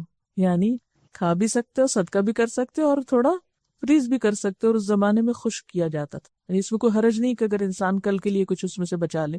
سورۃ الحج میں آتا ہے فَكُلُوا مِنْهَا وَأَطْعِمُوا الْقَانِعَ وَالْمُعْتَرَ، خود بھی کھاؤ اور مسکین اور سوال کرنے والوں کو بھی کھلاؤ۔ یعنی عام طور پر صحابہ کرام یا لوگوں کا طریقہ کیا رہا ہے، 3 حصے کرتے تھے، ایک حصہ خود کھایا، ایک رشتہ داروں کو دیا، غریبوں کو دیا۔ لیکن یہ فرض نہیں ہے، یہ پسندیدہ ہے، مستحب ہے ایسا کرنا۔ اگر کوئی نہیں کرنا چاہتا، سارا صدقہ کرنا چاہتا کر لے، سارا خود کھانا چاہتا ہے کھا لے، آدھا رکھ کے آدھا کھانا چاہتا ہے رکھ لے، کوئی حرج نہیں۔ لیکن ظاہر ہے کہ اگر آپ اس کی تقسیم زیادہ اچھی طرح کریں گے تو زیادہ ثواب پائیں گے، ورنہ آپ کا کام یعنی آپ کی ذمہ داری پوری ہوگی جب اس کا خون بہہ گیا۔ اور اگر کچھ بھی کھانے کا اور کسی کو دینے کا موقع نہیں، جیسے پہلے مینا میں ہوتا تھا کہ سب قربانیاں جو ہیں وہ پھر اکٹھی کر کے جلا دی جاتی تھی، کیونکہ سب استعمال نہیں ہو سکتا تھا، پاسبل نہیں تھا اتنے جانوروں کا کھانا اور کھلانا اور اس کا استعمال، لیکن اب تو اس کے لیے کافی اچھے انتظامات ہو۔ پھر اسی طرح یہ ہے کہ کھال کو گھر میں استعمال کے لیے رکھا جا سکتا ہے، مثلا اگر آپ گھر میں نماز کے لیے مصلی بنانا چاہیں یا کسی اور استعمال میں لانا چاہیں تو لا سکتے ہیں، لیکن فروخت نہیں کر سکتے، بیچ نہیں سکتے، اور مزدوری بھی نہیں دے سکتے قصاب کی۔ بہتر یہی ہے کہ اس کو بھی صدقہ کر دیا جائے، لیکن وہ فی سبیل اللہ صدقہ ہوگا، اس کو ثواب کی نیت سے صدقہ کیا جائے گا، یہ نہیں کہ آپ اس کو کسی دنیا کے کام کے استعمال کے لیے کسی کو دیں۔ مثلا یہ نہیں کہ کسی رشتہ دار کا کاروبار ہے تو آپ کہیں سب اسی کو دے دیتے ہیں جا کے، تو اس کو یہ صدقہ نہیں دیا جائے گا بلکہ فی سبیل اللہ دیا جائے گا۔ پھر اسی طرح یہ ہے کہ ایام تشریق سارے کے سارے ذبح کے دن ہیں، پھر اپنی طرف سے بھی قربانی دے سکتے ہیں، اگر کوئی ادارہ یا کوئی کچھ لوگ مل کے قربانی کریں تو وہاں پیسے بھی ڈال سکتے ہیں، جیسے گائے اور اونٹ میں مختلف حصے ڈالے جاتے ہیں۔ پھر اپنی طرف سے بھی کر سکتے ہیں، والدین کی طرف سے کر سکتے ہیں، زندہ کی طرف سے کر سکتے ہیں، مردہ کی طرف سے کر سکتے ہیں، رشتہ داروں کی طرف سے بھی کر سکتے ہیں۔ اور اب آخری حصہ یہ ہے کہ عید کا دن کیسے گزاریں، کیونکہ آخری کام اس میں پھر کیا ہوگا، یعنی عید کا دن آ جائے گا جس دن قربانی کرنا ہوگی۔ اس میں سب سے پہلے یہ کہ ان 2 دنوں میں روزہ نہیں رکھا جاتا۔ ہاں، عید الفطر میں آپ صلی اللہ علیہ وسلم صبح کچھ میٹھا کھا کر نماز پڑھنے جاتے تھے، لیکن عید الاضحیٰ میں صبح میں کچھ نہیں کھاتے تھے، حتیٰ کہ صحابیات اپنے بچوں کو دودھ تک نہیں پلاتی تھی، یعنی اتنا اہتمام اس سنت کا کیا جاتا تھا۔ دوسرا کام یہ ہے کہ غسل کرنا چاہیے، نہانا چاہیے۔ عید الفطر اور عید الاضحیٰ کے دن آپ صلی اللہ علیہ وسلم غسل فرمایا کرتے تھے، اچھا لباس پہننا چاہیے۔ بہقی کی روایت میں آتا ہے حضور صلی اللہ علیہ وسلم عیدین اور جمعہ کے موقع پر اپنی سرخ چادر پہنا کرتے تھے، یعنی لباس میں اہتمام کرتے تھے۔ ہم عام طور پہ کیا کہتے ہیں، بور دن ہے، کیا کرنا ہے، بس ایسے ہی ٹھیک ہے، ابھی تو گوشت آ جائے گا، پکانا ہوگا، پھر کیا کرتے سارا دن گندے ملندے رہتے ہیں، اور پھر شام کو کسی کے گھر جانا ہو فارغ ہو کے اچھے کپڑے پہن کے چلے جاتے ہیں۔ نہیں، صبح میں نہا کے اچھے کپڑے پہنیے اور پھر عید پڑھنے جائیے۔ پھر اسی طرح یہ ہے کہ عیدگاہ کی طرف اگر پیدل جائیں تو زیادہ اچھا، لیکن بہت دور ہو اور نماز ہی نہ نکل جائے تو اس کے لیے بہتر یہ ہے کہ پھر آپ سواری پہ بھی جا سکتے ہیں۔ آپ صلی اللہ علیہ وسلم کا طریقہ یہ تھا کہ آپ پیدل جاتے تھے، چل کے جاتے تھے عیدگاہ اور چل کے واپس آتے تھے۔ خواتین بھی نکل سکتی ہیں، بخاری اور مسلم کی روایت ہے، حضرت ام عطیہ سے روایت ہے کہ رسول اللہ صلی اللہ علیہ وسلم نے حکم دیا کہ عید الفطر اور عید الاضحیٰ کے دن ہم چھوٹی بچیوں اور جوان اور حیض والی عورتوں کو عیدگاہ لے جائیں، البتہ حیض والی عورتیں نماز کی جگہ سے الگ رہیں اور مسلمانوں کی دعا میں شریک ہوں، یعنی اجتماعی دعا کی بھی یہاں سے دلیل ملتی ہے۔ میں نے عرض کیا اللہ کے رسول صلی اللہ علیہ وسلم، بعض عورتیں ایسی بھی ہیں جن کے پاس چادر نہیں ہوتی، آپ نے فرمایا جس عورت کے پاس چادر نہ ہو اس کی بہن یا سہیلی کو چاہیے کہ اپنی چادر میں اس کو لے لے، یعنی اس کو اپنی چادر میں چھپا لے یا اپنی چادر ادھاری دے دے، لیکن یہ کہ چادر پہن کے نکلے۔ حضرت عبداللہ بن عباس سے روایت ہے کہ رسول اللہ صلی اللہ علیہ وسلم عید کے دن اپنی بیویوں اور بیٹیوں کو عیدگاہ لے جاتے تھے، ابن ماجہ کی روایت۔ پھر یہ ہے کہ جاتے اور آتے ہوئے تکبیریں پڑھنی چاہیے۔ اس میں آپ دیکھیں گے کہ گھر کے بچوں کو اگر آپ سکھا دیں نا، یعنی بڑوں کو تو مشکل ہوتی ہے نا، بچوں کو اگر آپ سکھا دیں اور وہ بلند آواز سے پڑھیں تو سب کو یاد آتی رہیں گی اور اوروں کو بھی وہ پڑھاتے رہیں گے۔ نافع ابن عمر سے روایت کرتے ہیں کہ ابن عمر عید الاضحیٰ اور عید الفطر کے دن جب عیدگاہ کی طرف جاتے تو بلند آواز سے تکبیریں کہتے یہاں تک کہ عیدگاہ میں پہنچ جاتے، اونچی اونچی پڑھتے جاتے تاکہ اور لوگوں کو بھی یاد آ جائے۔ کچھ لوگ متقین کے امام ہوتے ہیں نا، وہ اپنے عمل سے دوسروں کو نیکی کی طرف لگائے رکھتے ہیں۔ پھر عیدگاہ میں بھی پہنچ کر تکبیریں کہتے یہاں تک کہ نماز عید پڑھنے کے لیے امام صاحب آ جاتے۔ عورتیں جو ہیں وہ بلند آواز سے نہیں پڑھیں، آہستہ آہستہ پڑھتی بھی جائیں۔ تو عید کے دن کے کاموں میں کیا ہے کہ آپ صبح صبح تیاری کریں، نہائیں دھوئیں، کپڑے اچھے پہنیں، ایسی خوشبو نہ لگائیں کہ جو عیدگاہ میں جاتے ہوئے دوسروں کو آئے۔ پھر چادر اوڑھ کر عیدگاہ پہنچے، نماز پڑھیں، واپس آئیں۔ قربانی ہو، قربانی کو دیکھیں اگر ممکن ہو۔ آپ صلی اللہ علیہ وسلم ویسے عیدگاہ میں ہی قربانی کیا کرتے تھے، اور یہ ایک بڑا ہائیجینک طریقہ ہے کہ سب کی قربانیاں ایک جگہ پر ہو، وہیں سے صفائی ہو جائے، ہمارا تو ہر گلی بازار کے نکڑ میں قربانی ہو رہی ہوتی ہے اور گندگی میں چھوڑ کے ہم اپنا گوشت اٹھا کے گھر چلے جاتے ہیں. تو یہ طریقہ ٹھیک نہیں. اور پھر صفائی کرنے والوں کی بھی چھٹی ہوتی ہے تو 3 دن عذاب کے ہو جاتے ہیں. اس معاملے میں بہت احتیاط کرنے کی ضرورت ہے کہ ہماری ایسے کسی کام سے دوسرے کو اذیت نہ ہو. پھر یہ ہے کہ آپ گوشت کی تقسیم کریں، رشتہ داروں کو ملیں، غریبوں کو وزٹ کریں، ان کو اپنی خوشی میں شریک کریں، اور ذکر کی کثرت کرتے رہیں، ذکر نہ بھولیں. کہ ہوتا کیا ہے، جو ہی خوشی کا موقع آیا سب سے پہلے ذکر بھول گئے. اور آخری بات یہ ہے کہ صرف جانوروں کی قربانی نہیں کرنی، کچھ اور چیزوں کی قربانی بھی کرنی. کوئی ایک اپنی بری عادت جس سے آپ بہت تنگ ہو اس کو لکھ لیں اور نیت کر لیں کہ اس دفعہ اس موقع پر میں نے اپنی اس عادت کو چھوڑ دینا، یا اس خواہش کو میں نے قربان کر دینا ہے جو اللہ تعالیٰ کو پسند نہیں. کوئی بھی اپنا سوچ لے. ہر شخص اپنے غلطیوں اور گناہوں کے بارے میں زیادہ آگاہ ہوتا ہے. تو اگر ہم تھوڑی سی پلاننگ کر لیں کہ یہ کام ہم نے نہیں اس کے بعد کرنا، تو انشاءاللہ ہر عید پر اگر ایک ایک چیز چھٹتی جائے. اور پھر یہ ہے کہ سب سے بڑی قربانی اگر آپ کر سکیں تو انا کی کر دیں. تھوڑی سی میں کے اوپر کوئی چھری پھر جائے تو اچھا ہے. ان دنوں مٹا دے اپنی ہستی کو گر کچھ مرتبہ چاہے، کہ دانا خاک میں مل کر گل و گلزار ہوتا ہے. اگر آپ واقعی بہار و پھول بننا چاہتے ہیں تو پھر اس کے لیے کیا کرنا ہے؟ عاجزی اختیار کرنی ہے انشاءاللہ تعالی. اور یاد رکھیے کہ لن تنالوا البر حتى تنفقوا مما تحبون. اور آخری چیز جو چیک کریں گے وہ یہ کہ ایک چیز کیا آپ کے اندر پیدا ہوئی کہ نہیں، اور وہ ہے تقویٰ. ان ساری عبادتوں، نمازیں، صدقے، خیرات، روزے، ذکر، نوافل سب کچھ کر لیا، اور اگر اصل چیز نہیں آئی تو کچھ نہیں آیا. اور وہ کیا ہے؟ دل میں اللہ کا خوف، اللہ تعالیٰ کا احساس کہ وہ دیکھ رہا ہے، مجھے اس کے پاس لوٹ کے جانا ہے، مجھے اس کو جواب دینا ہے. کیونکہ یہ تقویٰ اندر آئے گا تو بہت سی اچھی عادتیں خود بخود آنے لگیں گی. اور اللہ تعالیٰ بھی قربانی کے ذریعے یہی چاہتے ہیں دراصل. لن ینال اللہ لحومها ولا دماؤها ولکن ینالہ التقوی منکم. اللہ کو نہ تمہارے جانوروں کا گوشت پہنچتا ہے نہ خون پہنچتا ہے، اس کو تو تمہارا تقوی پہنچتا ہے. اللہ کی خاطر یہ سب کچھ کرنے کا کتنا جذبہ تھا، دل کی کیفیت. ابراہیم علیہ السلام کے بارے میں کیا آتا ہے کہ اذ جاء ربہ بقلب سلیم، جو سلامت دل لے کے اپنے رب کے پاس آیا. اور یہ بھی یاد رکھیے کہ قیامت کے دن کام تو کچھ نہیں آنا. یوم لا ینفع مال ولا بنون الا من اتى اللہ بقلب سلیم. تو دلوں کی سلامتی کی طرف توجہ دینے کی ضرورت، محسن بننے کی ضرورت ہے. ومن احسن دینا ممن اسلم وجہہ للہ وہو محسن واتبع ملت ابراہیم حنیفا واتخذ اللہ ابراہیم خلیلا. اس شخص سے بہتر اور کس کا طریقہ زندگی ہو سکتا ہے جس نے اللہ کے آگے سر تسلیم خم کر دیا اور اپنا رویہ نیک رکھا، اور یکسو ہو کر ابراہیم علیہ السلام کے طریقے کی پیروی کی، اس ابراہیم کے طریقے کی جسے اللہ نے اپنا دوست بنا لیا. بہت سے لوگ یہ کہہ کر کہ یہ تو ریچول ہے اور اس کا تو کیا فائدہ. سوچنے کی بات یہ کہ ریچول بھی کیوں اہم ہوتے ہیں. خلیل اللہ کی سنت ہے. شیطان جو ہے وہ حجتیں اور وسوسے ڈالے گا. یہ کیسے مسلمان ہیں؟ اپنی نئی نسل سے پوچھئے کہ کیا سوچ ہے ان کے دلوں میں قربانی کے بارے میں. یہ کیسے مسلمان ہیں کہ یہ اتنے جانوروں کو ذبح کر دیتے ہیں، اور اتنے بے درد لوگ ہیں، اور نہ جانے کیا کچھ حجتیں پیدا کر کے اس عمل کو کتنا حقیر کر دیتے ہیں ہم، اور دوسروں کی نقالی اور دوسروں کی پیروی کو ہم کتنا خوبصورت بنا کے پیش کرتے ہیں. ذوالحج کی کیا اہمیت ہے، ان دنوں کے عمل اللہ کے ہاں کتنے قابل قبول ہیں، کتنے ثواب کمانے کے دن ہیں. تو اللہ کی ان سنتوں کو کون زندہ کرے گا؟ ہم مسلمانوں کو ہی آگے بڑھنا ہے، ہمیں دوسروں کا انتظار نہیں کرنا، خود آگے بڑھنا ہے. ایک آئیڈیا یہ بہت دیا جا رہا ہے کہ قربانی تو صرف ان کے لیے ہے جو حج پہ جا رہے ہیں. ابھی میں نے جو حدیث آپ کو سنائی کہ اللہ کے رسول صلی اللہ علیہ وسلم 10 سال مدینہ میں رہے اور ہر سال قربانی کرتے رہے، تو کیا ہر سال آپ حج پہ بھی جاتے رہے؟ اور دوسری بات یہ کہ جب صحابہ کرام نے پوچھا کہ یا رسول اللہ صلی اللہ علیہ وسلم یہ قربانی کیا چیز ہے، تو آپ نے کیا فرمایا؟ تمہارے باپ ابراہیم کی سنت ہے، ان کا طریقہ ہے. بعض لوگ شوق سے عیدگاہ جاتے ہیں لیکن قربانی نہیں کرتے. حالانکہ کیا ہے کہ جو قربانی نہ کرے وہ عیدگاہ بھی نہ آئے. ہم کہیں گے اچھا ٹھیک ہے نہیں آتے. ہم یہ تو کر سکتے ہیں لیکن طریقے نہیں بدلتے. بعض اوقات ہم یہ کہتے ہیں کہ اس سال قربانی کیسے کریں کہ قربانی کے جانور پہلے سے بھی زیادہ مہنگے ہو گئے ہیں. لیکن دوسری چیزوں میں جب مہنگائی بڑھتی ہے تو ہم میں سے کون ہے جو ان چیزوں کو خریدنے سے باز آ جاتا ہے؟ بچوں کی فیسیں بڑھتی ہیں اسکولوں میں، اسی طرح شادی کے موقع پر آپ خریداری کرنے کو جاتے ہیں تو ہر سال ریٹس بڑھ جاتے ہیں. لیکن جہاں اللہ کی راہ میں کچھ کرنے کی بات آئی تو وہاں ہمیں کبھی مہنگائی یاد آتی ہے اور کہیں کوئی اور مسئلہ پیش آ جاتا ہے.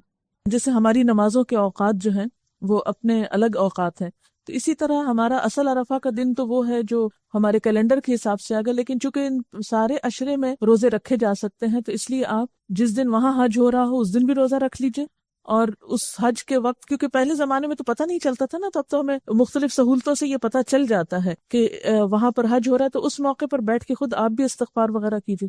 جی ہاں، ویسے یہ تو اجتماعی نماز ہے، لیکن اگر کوئی نہ لے جانے والا اور نہ جانے والا ہو، 2 نفل بس صبح کے وقت پڑھ لیجیے. کچھ لوگ کہتے ہیں کہ قربانی کرنے کی بجائے رقم غریب کو دے دی جائے تو اس سے قربانی کی روح بیدار نہیں ہوتی اور اس سے وہ ثواب نہیں ملتا. غریب کو آپ سارا سال دے سکتے ہیں، جتنا چاہیں دیں، لیکن قربانی کے دن جیسے کہ حدیث میں آتا ہے، اس دن خون بہانے سے بڑھ کر ابن آدم کا کوئی عمل اللہ تعالیٰ کو پسند نہیں. تو جب تک یہ کام نہیں کریں گے اس وقت تک فریضہ ادا نہیں ہوگا. اس سوال ہے، کچھ لوگ ایک گائے لے کر ایک حصہ قربانی کا رکھتے ہیں، 6 حصے عقیقہ کر دیتے ہیں. کیا قربانی کے جانور میں عقیقہ کر سکتے ہیں؟ جی کر سکتے ہیں. اگر گھر میں ہر فرد کما رہا تو الگ الگ قربانی کرنا ہوگی. جیسے کہ پہلے میں نے عرض کیا کہ قربانی تو محبت کا ایک اظہار ہے. اس میں آپ صلی اللہ علیہ وسلم سے یہ بھی پتہ چلتا ہے کہ ایک موقع پر آپ نے 100 قربانیاں کی، 70 اپنے ہاتھ سے کی اور 30 حضرت علی رضی اللہ تعالیٰ عنہ نے کی. اور ایسا بھی ملتا ہے کہ ایک قربانی سارے گھر والوں کی طرف سے کی گئی. تو یہ آپ کی اپنی خوشی اور استطاعت پر ہے کہ آپ کیا کرنا چاہتے ہیں. اس میں کوئی آپ کو واضح ایسا قانون نہیں دیا گیا کہ یہ کرے اور یہ نہیں کرے، لکیریں نہیں کھینچ کے بتائی گئی. یہ تو محبت کا ایک امتحان ہے. نبی صلی اللہ علیہ وسلم کے نام سے قربانی کرنے کے علاوہ دوسرے انبیاء کے نام سے بھی کر سکتے ہیں، یا صحابہ کرام کی طرف سے بھی کر سکتے ہیں، پوری امت کی طرف سے بھی کر سکتے ہیں. یعنی ایک میں بہت سارے بھی شریک ہو سکتے ہیں. اللہ کی رحمت بہت وسیع ہے، اس کے لیے کچھ مشکل نہیں. پھر یہ سوال ہے کہ جس دن سعودی عرب میں 10 ذی الحج ہوتی ہے اس دن یہاں 9 ذی الحج ہوتی ہے، تو کیا ہم روزہ رکھیں؟ جی اس لیے کہ رمضان میں آپ کیسے روزہ رکھتے ہیں؟ اپنے حساب سے کہ وہاں کے حساب سے. پھر کسی نے لکھا ہے کہ کسی کے اوپر اگر 4 لاکھ کا قرضہ ہے تو پہلے قرضہ ادا کرے یا قربانی کرے. فتویٰ تو آپ کو یہ کہتا ہے کہ پہلے قرضہ ادا کریں، لیکن ہم نہ تو قرضہ ادا کرتے ہیں اور نہ قربانی کرتے ہیں. بلا ضرورت بعض اوقات قرضے لے کے اپنے اوپر رکھے رکھتے ہیں، زکوٰۃ سے بچنے کی کوشش کرتے ہیں، قربانی سے، اللہ کی راہ میں خرچ کرنے سے. اب یہ بھی دیکھنا پڑے گا کہ قرضہ آپ نے کس لیے لے کر رکھا ہوا ہے. بات پھر وہی ہے جس سے میں نے شروع کیا تھا کہ ابراہیم علیہ السلام کو جب اللہ تعالیٰ نے حکم دیا تھا کہ بیٹے کو قربان کرو، تو انہوں نے یہ کہا تھا یا اللہ اتنے بڑھاپے میں بیٹا ملا ہے، اب پھر تو کہتا ہے کہ اس کو قربان کر دو، کیسے کروں؟ اور اتنے دن دیکھا نہیں کیونکہ چھوٹا ہی تھا تو چھوڑ کے آ گئے اس کو مکہ میں اور خود واپس چلے گئے. کئی سال کے بعد واپس آئے، جب بچہ بڑا ہو گیا دیکھ کے دل باپ کا خوش ہوا ہوگا. اتنے عرصے بعد ملاقات ہوئی، کیونکہ یہ جو بچوں کی ٹین ایج ہوتی ہے نا، جب بچے بڑے ہو رہے ہوتے ہیں تو ماں باپ کو بہت محبت ہوتی ہے اپنے بچوں سے. تو اتنے دنوں کے بعد اگر آپ خود سوچیں کہ اگر آپ کئی سال بعد اپنے بچے کو دیکھیں اور آپ کو یہ حکم ملے کہ اس کو ذبح کر لیں، تو ہم میں سے تو میرا خیال ہے کوئی تصور میں بھی نہیں لا سکتا. چھوٹے سے بچے کو چھوڑ کے گئے تھے کہ جب وہ ایڑیاں رگڑنے والا تھا جسے زمزم نکلا تھا، پھر چلے گئے اللہ کی راہ میں، پھر واپس اتنے عرصے کے بعد آئے، دیکھا اس کو دل خوش ہوا. تو اللہ تعالیٰ نے کہا تھا نا والذین آمنوا اشد حبا للہ، اللہ تعالیٰ نے ابراہیم علیہ السلام کو اپنی محبت کے لیے خالص کیا ہوا. تو بیٹے کی محبت جو ہی آئی تو امتحان لے لیا، اس کو دے دو میرے رستے میں، دیتا ہوں. تو یہ جو محبتوں کا امتحان ہے، قل ان کان آباؤکم وابناؤکم وعشیرتکم، اصل ایمان کیا ہے کہ اللہ کی خاطر انسان سب کچھ قربان کر سکے. کیا عورت خود قربانی کر سکتی ہے؟ اگر ہمت ہے تو کر کے دیکھیے، منع تو نہیں ہے، لیکن ایک دن کریں گے اور کئی دن تک یاد رکھیں گے، اتنا آسان نہیں ہے. ساری فیملی باہر رہتے ہیں، یورپ میں رہتے ہیں، ان کی قربانی کے پیسے میں غریب رشتہ دار اور ڈرائیور کو دے دیتی ہوں تاکہ یہ زیادہ سے زیادہ گوشت استعمال کر سکے. کیا یہ صحیح ہے؟ بس میک شور کہ وہ قربانی کرتے ہوں، وہ اس سے کچھ اور نہ خریدتے ہوں. قربانی کے پیسوں سے قربانی کا جانور ہی خریدنا چاہیے. کیا جو لوگ غیر ممالک میں رہتے ہیں وہ یہاں پیسے بھیج کر قربانی کرا سکتے ہیں؟ بہتر تو یہ ہے کہ وہیں کرائیں، کیونکہ ان کے بچوں کو کیسے پتہ چلے گا؟ کیونکہ بعض اوقات ہم پیسے دے کے اپنے سر سے ساری مشکل آسان کر دیتے ہیں کہ جائے کوئی کہیں بھی کر لے اور ہمیں نہ سنبھالنا پڑے. کوئی تو ٹھیک ہے، ہو تو جاتی ہے قربانی اگر خصوصاً وہاں پر کوئی انتظام نہ ہو، لیکن اگر آپ کے گھر میں قربانی نہیں ہوتی نا تو وہ رسم زندہ نہیں ہوتی. وہ آپ کے بچے دیکھتے نہیں، ان کو پتہ نہیں چلتا. وہ جب تک بکروں کا شور سنے نہیں آپ، کیسے پتہ چلے گا عید ہے؟ اور پھر آگے وہ کیسے کریں گے؟ کیا قربانی کا گوشت نان مسلم ماسی وغیرہ کو دے سکتے ہیں؟ جی دے سکتے ہیں. اس میں قربانی ایک دفعہ ہو گئی، پھر کسی کو بھی کھلا سکتے ہیں آپ. کیا عورتیں بھی چاند دیکھنے کے بعد بال اور ناخن وغیرہ نہ کاٹے؟ جی ہاں. کسی نے لکھا ہے کہ کیا ایک قربانی کے جانور کے لیے ایک سے زائد مردہ رشتہ داروں کی طرف سے قربانی ہو سکتی ہے یا ہر ایک کے لیے الگ الگ کرنا ہوگا؟ آپ دیکھیے کہ اگر آپ میں استطاعت ہے تو ہر ایک کے لیے الگ بھی کر سکتے ہیں، اور اگر نہیں ہے تو ایک میں سب کی نیت کر سکتے ہیں. ٹھیک ہے، کیونکہ آپ صلی اللہ علیہ وسلم نے پورے گھر والوں کی طرف سے ایک بکری بھی کی ہے. ٹھیک ہے نا. اچھا، ایک اور بڑی اہم چیز کی طرف توجہ دلائی گئی ہے کہ آج کل جو لوگ جوش و خروش سے قربانی کرتے بھی ہیں وہ بھی عموماً اس کی اصل روح بھولے ہوئے ہوتے ہیں. ان کی ساری توجہ اس طرف ہوتی ہے کہ سب سے زیادہ شاندار جانور لائیں، یعنی دوسروں کے مقابلے میں زیادہ شاندار جانور ہو، اسے خوب سجائیں، سب کو دکھائیں. دیکھیے کہ اگر قل ان صلاتی و نسکی و محیای و مماتی للہ رب العالمین. جب تک اللہ کے لیے نہ ہو اور اللہ تعالیٰ کو تو نہ ان بکروں کی شکلیں دیکھنی ہیں، نہ ہمارے کوانٹٹی اور اس کی کوالٹی کو دیکھنا ہے. بس ایک معقول حد میں اگر ہم اخلاص کے ساتھ وہ قربانی کرتے ہیں بغیر کسی ریاکاری اور دکھاوے کے، تو انشاءاللہ تعالیٰ وہ کہیں زیادہ بہتر ہے بنسبت اس کے کہ ہم دکھاوے میں لاکھ روپیہ لگائیں. عشرہ ذوالحج میں پڑھی جانے والی تکبیرات، یعنی پہلے 10 دنوں میں پڑھی جانے والی تکبیرات: اللہ اکبر لا الہ الا اللہ واللہ اکبر، اللہ اکبر وللہ الحمد. اچھا، اس کے علاوہ ایک اور تکبیر ہے: اللہ اکبر کبیرہ والحمد للہ کثیرہ وسبحان اللہ بکرۃ واصیلا. اللہ اکبر کبیرہ، اللہ بہت بڑا ہے، بہت ہی بڑا. اللہ اکبر کبیرہ والحمد للہ کثیرہ، اور اللہ کا شکر بہت زیادہ. وسبحان اللہ، اور اللہ کی تسبیح بکرۃ واصیلا، صبح اور شام.